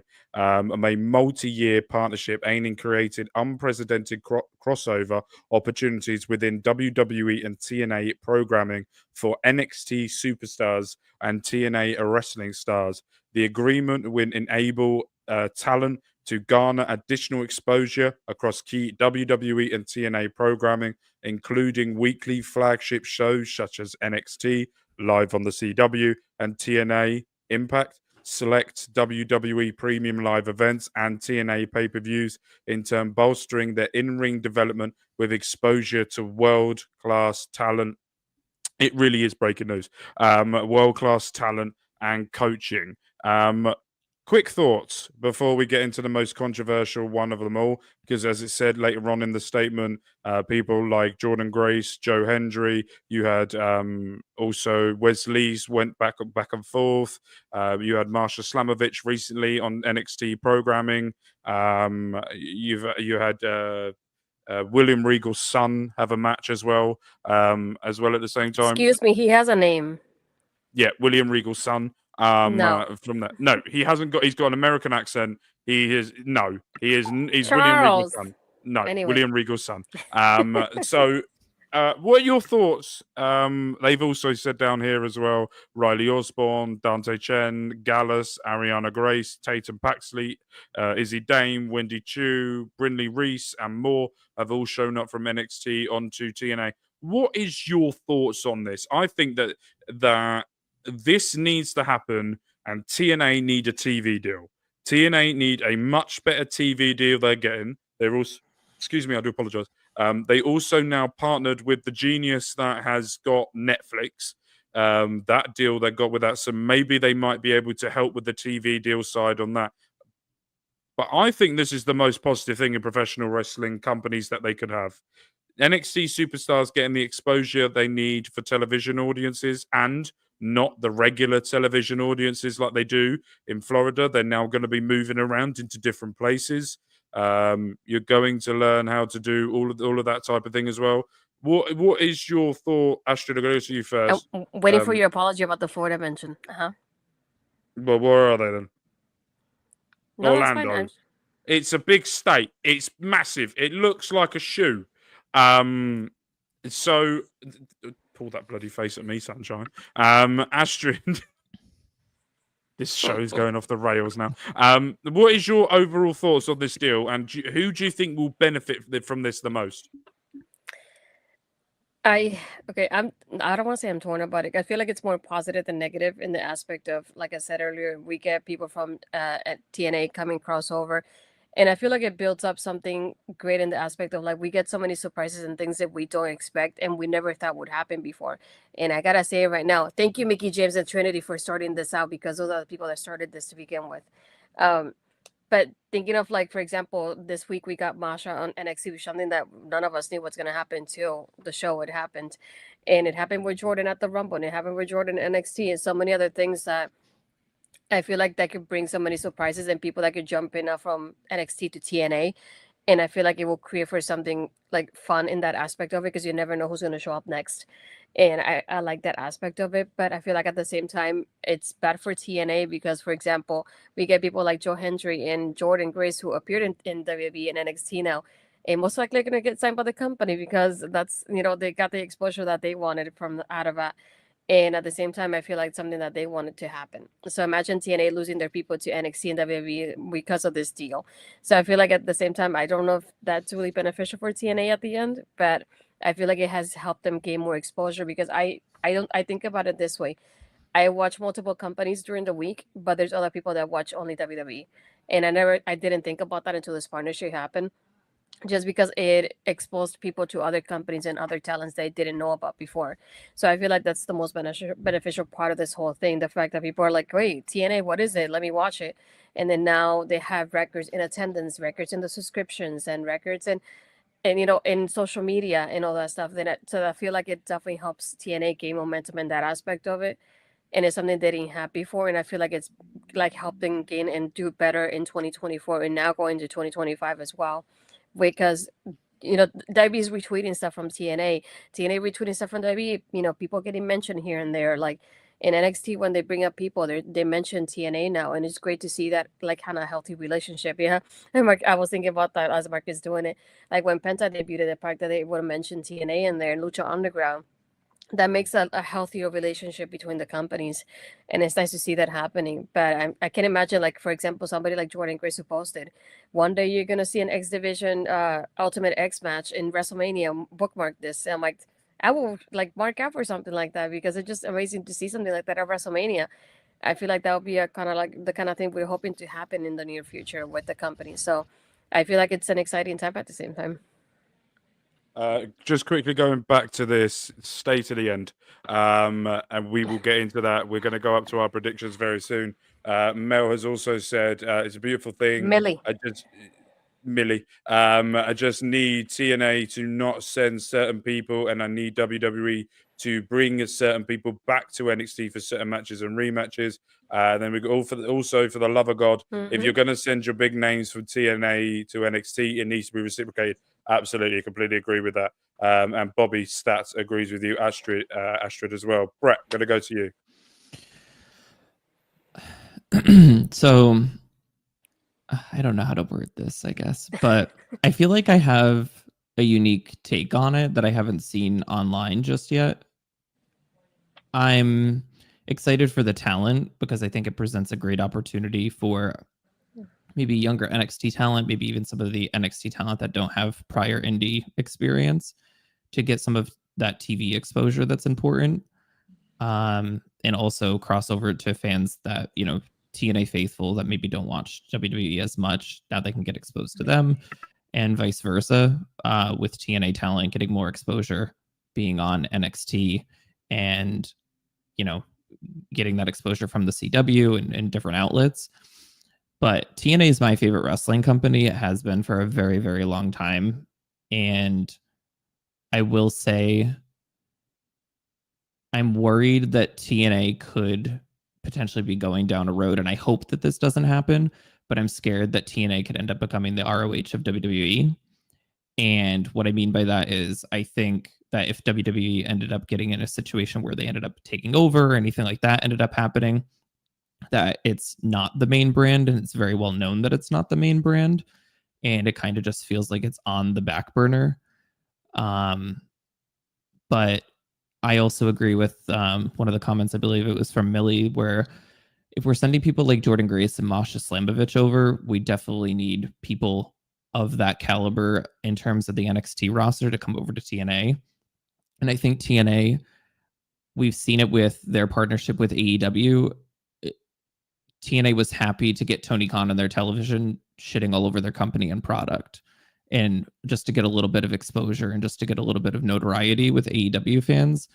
I hope that TNA can just establish their self-respect during this partnership to where they don't shoot themselves in the foot and send over people like Joe Hendry and Nick Nemeth, and in return we get people that are not as well built up, and we just end up becoming the training grounds for NXT. I had to point this out exactly as Brett is talking about Tony Khan and the booking there, but I definitely feel the same way, because I didn't like those like commercial things that we're doing with Tony Schiavone and Tony Khan just like talking about TNA during the TNA commercials. It's like, that was not it for me. And at the same time, a lot of people have made the argument of like, oh, AEW helped TNA, but I feel like the only time they really helped was that pay-per-view that Kenny was there for. And that was all it did. So it was like, was that really like the impact they wanted it to make it? Because that's all they got. Versus I feel like between this partnership last year, they ended up getting more attendance and more venues. They had to move venues because of the attendance. They got more subscriptions. And I feel like they gained momentum in their social media as well. So I was like, I feel like this has been more beneficial, in my opinion, than the one with the AEW before. Yeah, I definitely agree with that. I think my concern with TNA is they're so used to being on the back burner that they almost have like a fetish for getting notoriety from other companies, and they've shown that with the AEW partnership. And I think they've honestly shown it a little bit with the WWE partnership before it was an official partnership, just by sending Jordan and Masha over. And in return, like I like Tatum Paxley, but to compare her to the stance and situation that like Jordan or Masha's in, I don't think there's a comparison there. Yeah, but then you've also got the issue is if you're going to be sending Joe Hendry and Grace over, there's no one on NXT bar champions, unless you are now, because you've got Julia, you've got the women's division in NXT is so stacked you could just send anyone over there now, and they would all get. What is wrong with my voice, by the way? With that, but the male side of things, they've got to send like an Ethan Page. They need to send someone like Javon Evans, those type of superstars that can come in and really do it. But I also agree with the comment that was said by Bobby Stats as well. You can use WWE ID wrestlers on TNA too. And I think that there has to be a balance here. And I think the balance is WWE need to send those wrestlers that have never performed in front of an indie crowd before. They have to send them, and they get beat. They don't need to be. You can give it to like anybody that TNA want to, but there has to be. TNA have to make that decision of if you're going to send WWE ID, then they're going to up against someone that needs to. Exactly. She's taking it, grabbed in my throat and trying to take it away. There has to be someone that TNA want to build up. It has to be someone that TNA want to build up, and they need wins. Then you've got the exposure for WWE to ID. But if you're going to send, hypothetically at the moment, there's all of this. The Hardy Boys want to go to NXT and help with the tag team division. Okay. The tag team division is so stacked on NXT, they could literally send anyone and they will all get a reaction because that's how stacked it is as well. And they've also got the North American Women's Championship now that they can go over there and showcase that as well. It just needs to be clever. It needs to be clever. It's not who you sending me this week. Okay, cool. We'll send you these. There you go. That type of thing. It has to be planned. It can't just be willy-nilly. That's my thinking behind this. But now I'm going to get into the controversial side just before we get into the Genesis predictions that we're going to go for. If you haven't already, make sure to hit the like, hit the subscribe, all of that good stuff. Tessa Blanchard. Controversial. I have my take on this. I'm going to save it to the end for obvious purposes. Brett, has this done? I've got two questions for you. One, was this the right move? And two, and it's the same questions I'll go with you, Astrid, as well. And two, has this done more harm or good signing her back? I'm going to add another one on top of that. Has she done enough? Three questions for you. I feel like this is one of those stories that, like, understandably it keeps getting brought up, and but it also feels like it's been like beating a dead horse for me at this point.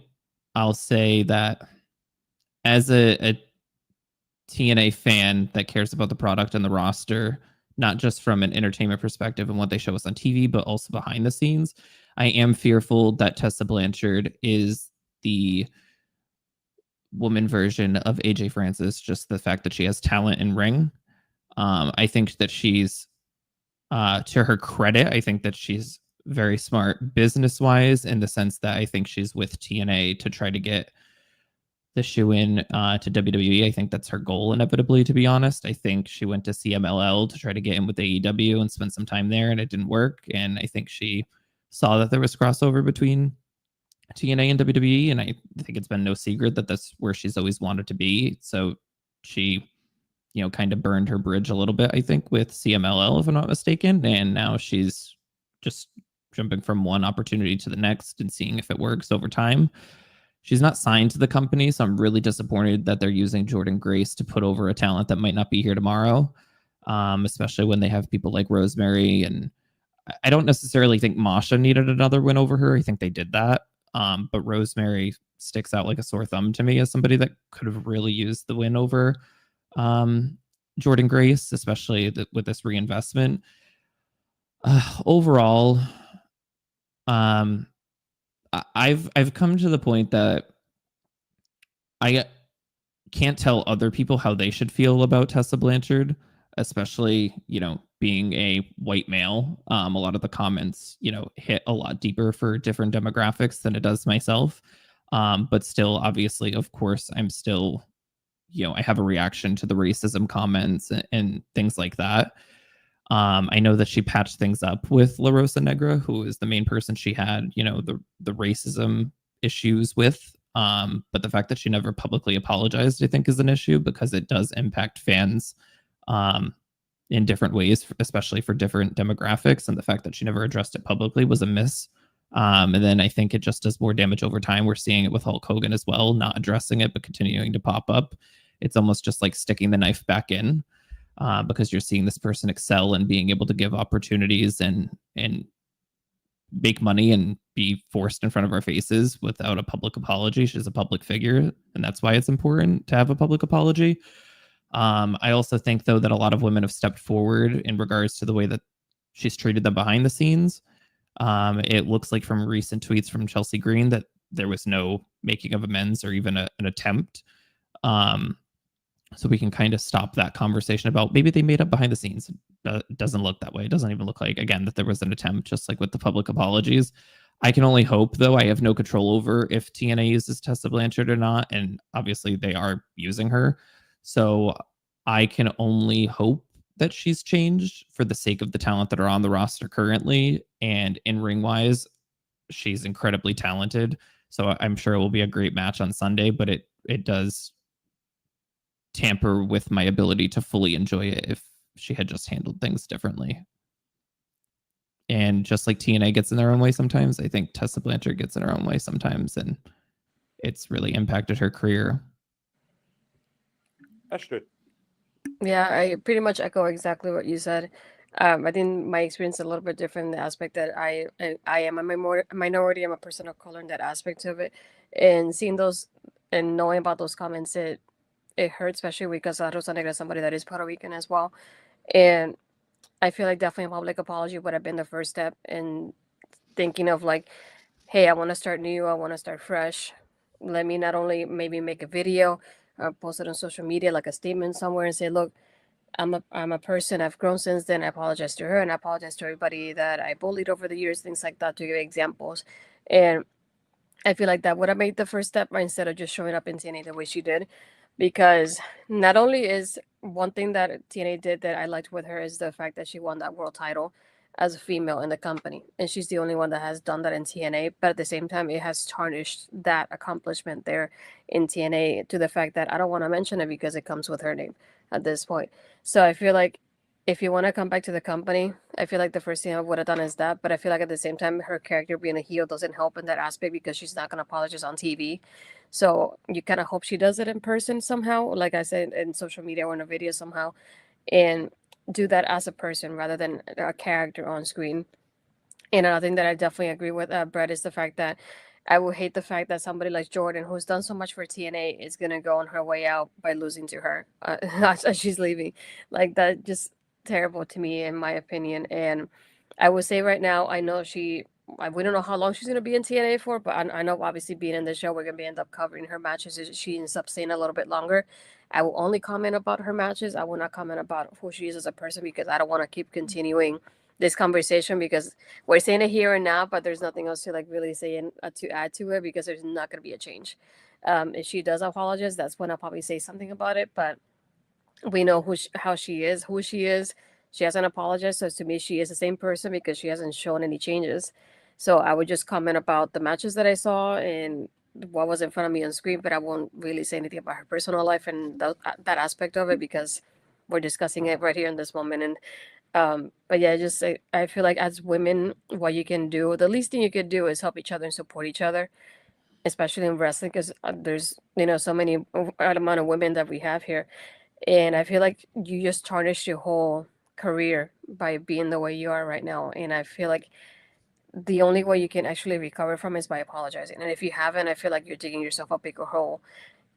And I just feel like that's the only way to make this a solution. And I do feel bad for Jordan for her like being in this position on her way out. I wouldn't have wanted to be in this position if I was her. So props to her for having to deal with this on the way out. She's probably thinking like I just have to deal with her a couple more dates and I'm done. Which I understand that mindset is just thinking it too. So yeah, definitely something that I I don't have any other words for this woman to be honest. And I just hope that she rethinks her stance and at least apologizes to the people that she hurt in the process. So before we go, sorry, Brett, let me just quickly just clarify one thing. The reason why we're discussing this is the very first show. So what we're going to be doing is if anything changes or anything happens in the future, then that will be addressed. But what I will say now is we're having this conversation due to this being the first show. We're going to get our thoughts out and then we're going to fuck it off and just concentrate on the wrestling. Brett, sorry for interrupting you, mate. No, no worries. I just had a side comment, but I don't want to interrupt your input as well. I did have a sweeping thought a couple of days ago, where it will not happen if I were to place money on it, but I think it would be would make me laugh if TNA decided to change their plans and give Jordan the win. Oof. Obviously wouldn't benefit Tessa in any way, but I also think the long-term investment in Tessa is not going to pay off well for them if I had to go based on context clues and the way the situation's been handled. And I just wish that TNA would find, again, I think it's I don't know if it's brand self-respect, if that's what I'm looking for, but I just like upholding that. I think if they've already booked the match, you can't unbook the match. I mean, I guess you could, but they've done all this work at this point. Like, what are they going to do? Throw something together that doesn't make sense at all. This rivalry has a lot of heat around it in terms of the two hating each other, and a lot of the tweets. That's been the entertaining part of it, honestly, is the social media reaction between not between the two, but Jordan's comments. Honestly, her tweets it's blurry the lines of, is this real? Is the storyline, to where it feels like they're one and the same. But if they could somehow, swap their decision and give Jordan the win, I think that would be I would think that would be great, honestly, for all the wrong reasons, but it would be great. Yeah. So I, as a fat white man, this is hard for me to sort of comment, but I will voice what I think. I think what she did was horrific. Everyone deserves a chance to learn, grow, and redeem themselves.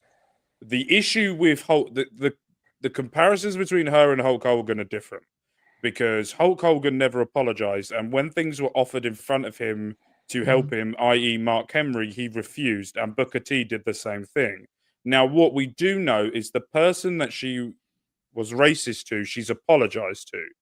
Now, I'm going to say something really rude here, and I don't want it to come across rude. I don't think she should do a mass apology to everybody. I think whoever she has fucked over, she apologizes to. She hasn't got she to do hasn't done that, though. No. Let me I know. I'm finish. just letting you know. I know. I'm not saying she had. Well, let me finish, and I'll explain why. I think what she should have done was a conversation with the people that she had, or the people that would even have a conversation with her, or even answer the phone, right? You talk to them. You say, oh, I fucked up. What can I do to learn myself from this? Now, we know that some of them have saying that there's nothing that's been going on, but we're not saying that all of them have done it. For me, I think everyone deserves a second chance. We've all done things in life that we regret. What she did was horrific. To the person was the most horrific thing, and she apologized for it. All we can do now is not... that's the wrong word of saying, is we're not going to go on about that. We spoke about that. She might do something. There might be a one day she wakes up and the light bulb goes off. Who knows? But all we can do now is comment on the wrestling. And this match, to me, is a potential to be match of the night. Because this match is going to blur the lines. But we'll get into that in a second. Astrid, did I say anything wrong there? No, not for, at least for now. Okay, perfect.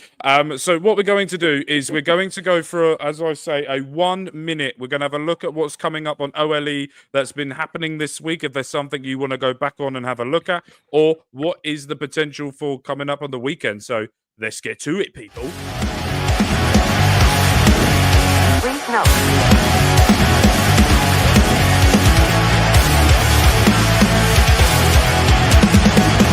Never gonna stop, never gonna change, never gonna do the things you say. Run my own way to get there. Pulls a coin and I don't seem to care. In the air, no more crowd, just the opposite kind of few clouds. So tell me this time is coming for the sake of all your lies. Why don't you try to be wise? Know that I need you anyway.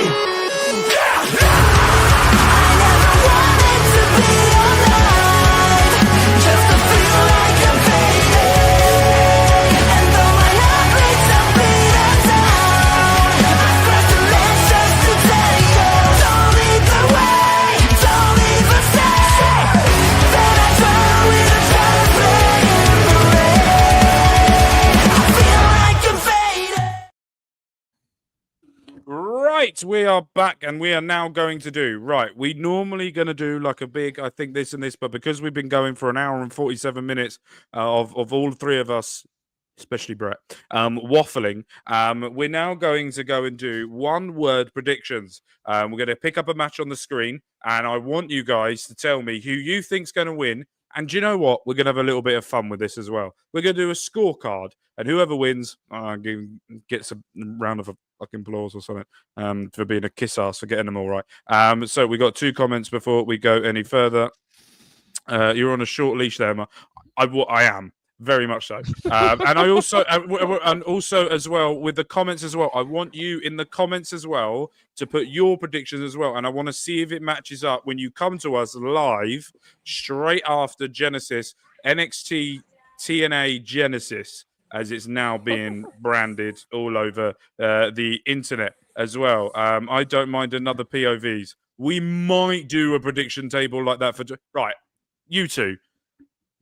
So on POV, on a Sunday, with me, Bobby, Ed, and Andre, we do a tally through who Mark the Hill. Absolutely. Everyone hates me, and it's beautiful. So we do a table of how many predictions you get and how many wins you get. Shall we do that for TNA? Yeah, Sounds good to why me. not? Brett, Do I get a raise if I get everything right? Is that what happens? we both get a raise No, why you? because we're both on fucking 0. No. So, all right, you get a raise to £1. There you go. So, A raise? shall we? Yeah, yeah. I'll make a table. I'll make it all look nice and fancy for us. And shall we do like a little competition, a little game for us through the out of the whole of 2025? And at the end of 2025, we'll see who does the best and the losers. Oh, I got an idea. Whoever wins gets to mute you for the whole stream. Amazing. Let's go. Say what? Yeah, I didn't even let's hear what you continue. No, what did you say? I didn't even hear what you said. I said we mute you for a whole stream, whoever wins. So let's Do you go. know what? Fuck it, we'll do it. If you both win, I go away for a year. There you go. We'll do it that way. But no, we'll come up because at the moment we're doing an ice bucket challenge where if you don't come first, you have to dunk ice water over yourself. And the viewers, if the viewers lose, they have to donate 10 Mhm. to my channel for it. But that's what we're doing. So we're going to do this. We're going to do a 4-way. We're going to do me versus Astrid versus Brett versus the viewers. And whoever wins at the end of 2025 can do whatever they want for the first episode of 2026 if we're still alive. But whoever loses will come up for some punishments for it. I've just walked myself into doing graphics. And I've just wanted to shoot myself while I was talking. So that's what we're going to do. We're going to have a bit of fun in doing that. So the first match, I've got to go closer because I'm blind as shit. The first match is the TV match. It's going to be, I don't know what happened with this. I was about to say, what happened to the quality here? The Don't budget. talk about it. What happened? Don't talk about it. Don't talk about it. Leon Slater versus the god of TNA, Frankie Kazarian. I need to write down who's picking who. Carry on. I'm just going to go and get my phone. Okay. I'm gonna be one of those. I'm gonna go with Kaz. Brett. I'm gonna let my hopes blind my rationality with this one and go with Leon. Okay. We're going to... So, Astrid, you have gone for Kazarian. Mhm. And Brett has gone... Oh, fucking hell, never had to type so quick and think at the same time. This is not a job for you, sir. Normally I do this beforehand, and I've just done this on the spot. I'm going Kazarian. I think that's how we're going to go. Okay, why don't with you that. do this? The show's live. Do your answer now. You can watch it later and write it down later. The show's not No, going because but I'll forget. I'm an idiot. You know this by now. I literally have. This is the amount of brain cells that are being used for the whole day is for this show. Next up, we're gonna go with this one, the one no one cares about. We're gonna go with the system versus them two. Astrid, I'm gonna go with you first. Just because I want the system to go away, I'm gonna go with EY and Steve. Brett. I'm gonna go with Eric Young and Steve Maclin as well. Rest in peace, the system, please. I'm gonna be awkward here. I'm gonna go expand, you prick. Thank you. I'm gonna go with the system because this is no word of a lie. I'm picking them. I like their music. There we go, Millie. EY all day. Of course, Millie doing it. Next up, we're gonna go with the women. Oh, do you know what? I'm just gonna write it down at the end. Women's tag team. Don't pull that face at me behind the scenes. The Spitfire versus Ash by Elegance with Heather. Let's go with that. Brett, I'm gonna go with you. Botox by Elegance. Oh, I mean, no, I'm just kidding. Brett, I wasn't expecting have I that at told you all. how much after this episode I love you? Astrid. Oh, I hate this. I feel like I'm stuck either way, but I'm gonna go with Spitfire. Sorry. I'm going to go with Spitfire only for the fact of that they've got an Englishman. That's literally it. Next up, I like you, Heather, but Spitfire. next up, we're going to go with Spitfire. Are we going resounding Spitfire here for the chat? Millie, come on, Millie. Millie, we're always waiting on you. You're so bloody slow. Next up, we're going to go with this one. Ignore the quality, please. Moose against Ace Austin for the X Division Championship. I'm going to go first. I know he's I'm gonna not- pick Moose. Ace. I really don't know where to go with this one.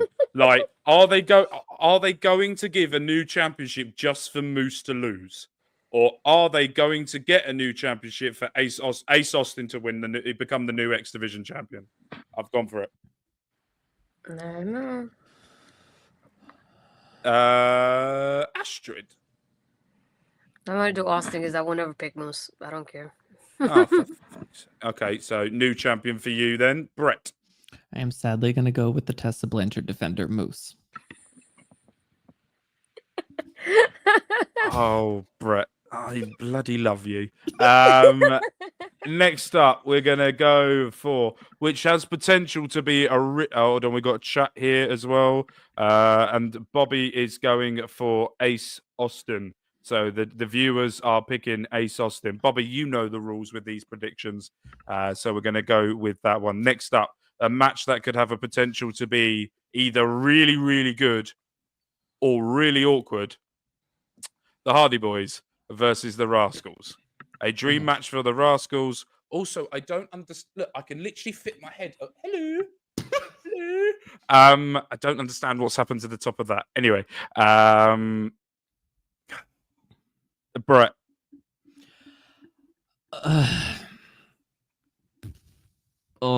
I'm gonna go with the Hardys. Yeah.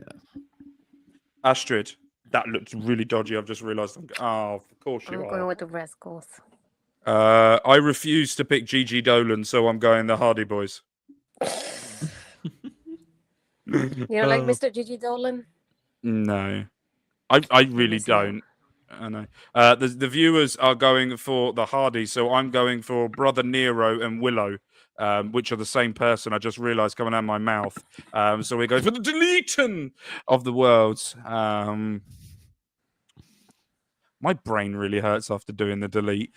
Next up, we're going to go for the I Quit match. This will be hard to predict. Well, who is going for who? Who's going to be brave enough to pick Josh Alexander? Brett? I love you, Josh, for now. Yeah, I have to go with Mike Santana. I can't lose points here. Yeah. So it's so if you don't know already, if you're watching this, we will be posting the graphics on social media either tonight or tomorrow.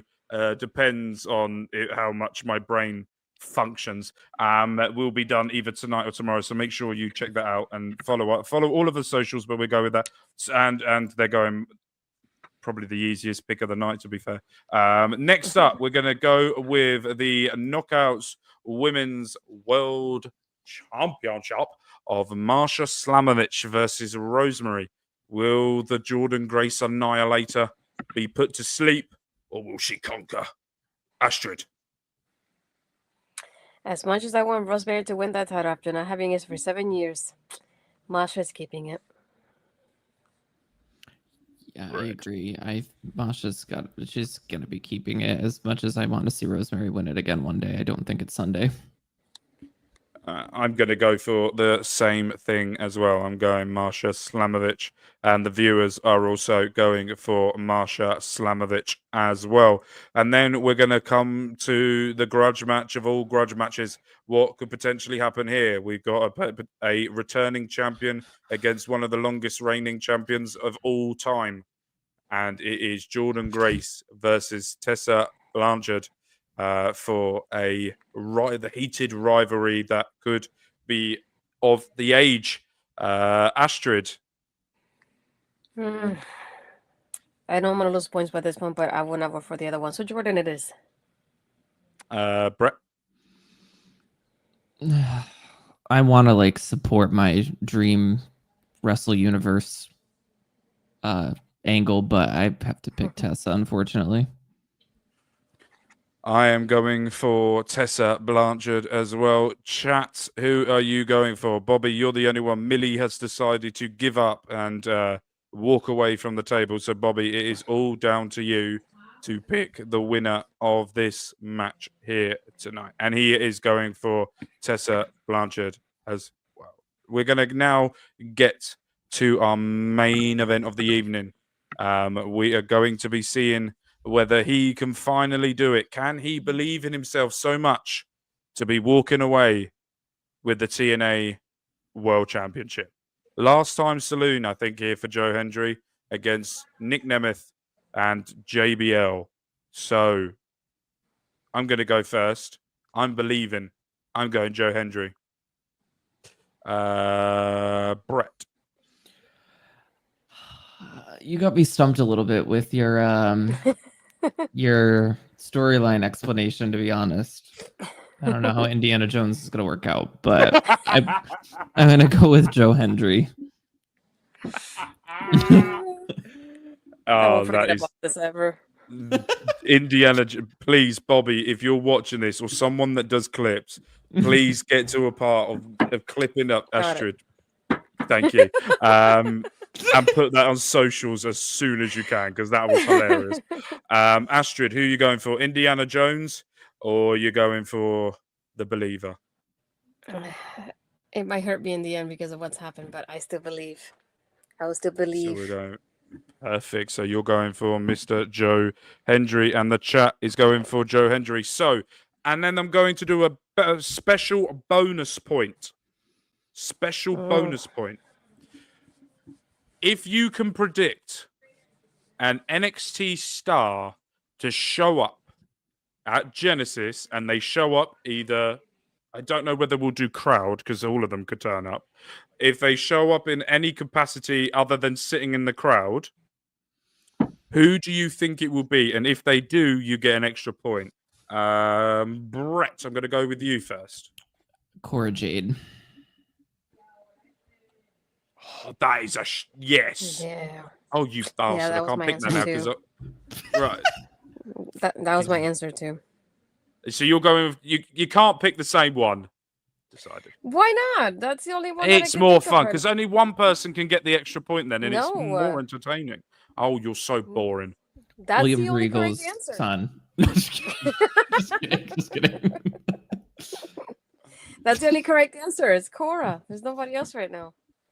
I'm going Lex King. Lexus King. I don't know. Obafemi's just going to walk out and annihilate Joe Hendry at the end of the night. There you're going to go. And then he's going to do his little dance on his way out. So, yes. Well, thank you guys ever so much for watching. Before we go, we're going to go and ask. Yeah, and they're going. Oh, for fuck's sake. It's Cora Jade all over. I hate you all. So, first up, Astrid, where can we find you and what have you got coming up? Monday, I got WCW with the Collins Squared, as I like to call them. We'll be talking about the Mae Young Classic the next episode. I think it's the quarterfinals, if I'm not mistaken. And then after that, on Tuesday, doing Taking Over with Ed, again, leading up to Vengeance Day. We do have a guest for our preview show, which will be, as he said, very electrifying. So that's one's very exciting. Hopefully everything works out. And then after that, Friday again here for episode 2 with you guys. So I'm very excited about that. Other than that, you can find me on Twitter, Blue Sky. I was not talking about you. Don't worry about it. It was my Twitter, Blue Sky is Astrid Pizarro, and my Instagram and Threads is Pizarro20. And if you're here, most likely you are on my YouTube channel, so you can subscribe and hit that bell to be notified when I upload or go live. And then click that like button too. And if you want, comment your predictions if you're not watching us live and you're watching this later. Absolutely. Yay. And the man that puts me to shame in every department, look, intelligence-wise, knowledge, everything. And I have to say, it's been absolutely brilliant this episode. I'm really looking forward to working with a lot more this year as well. Brett, I might have stalked you, not in that way, to find all of your channels, and I went through everything. So they're all down in the description down below. Brett, where can we find you all, and what have you got coming up? Yes, thank you all for watching. You can find me on social media, whether it be Instagram, TikTok, or YouTube at Honestly Brother. My YouTube channel Honestly Brother is gaming related. Honestly Brother Wrestling is my wrestling YouTube channel. And then on Twitter, you can follow me on there at It's Brother to make your life a little bit better. Oh, he's got a little catchphrase. Yes, we love to see it. Yeah. Oh! Is it Nicki Minaj? Please tell me that. Is it Cardi B? No, It's one of them Cardi that does B. that. It's Cardi B. It's one of those that does all of that arse shaking. Calls it the cold pigeon. Wait. She calls it the what? Right, now you know I'm old at this point. You broke Mark, literally. You broke him. The cold pigeon. The cold pigeon. It's like, yeah, she described it as like sounded like a cold pigeon. Has anyone actually seen a pigeon cold? Anyway, we're going to get off topic here anyway. Yeah, mine. If you, I'm down below. I've just heard cold pigeon and I'm lost. I've completely and utterly been absolutely bamboozled. Mark Talks Football, Mark Talks Wrestling, to go and check out for FM24 stuff on Mark Talks Football. We are South Shields trying to get them to the Premier League and beyond. On WWE, Mark Talks Wrestling, we're doing WWE 2K24, My Universe mode, and we are currently in War Games. So make sure you go and check that out as well. Today is the Bloodline versus British Strong Style, The Rock versus Tyler Bate. Yes, I made it happen. So make sure you go and check that out as well. We will be back Sunday, immediately following Genesis. All three of us. Brett hasn't got a choice now. He is now turning up every single time. We will be here immediately following Genesis to review it and to see how we do with those points as well. So make sure, if you haven't already, to go and subscribe and like to every single person's channel down here, because if you don't, then you're a bad person. I didn't know where I was going with that until the end. So yes, we're going to end it there. With love, with care. Money's been Mark. That has been Astrid. That has been Brett. And we'll see you guys very soon. Peace. What you think about when you're born into a fire? Let them burn it out. Sell them to the richest buyer.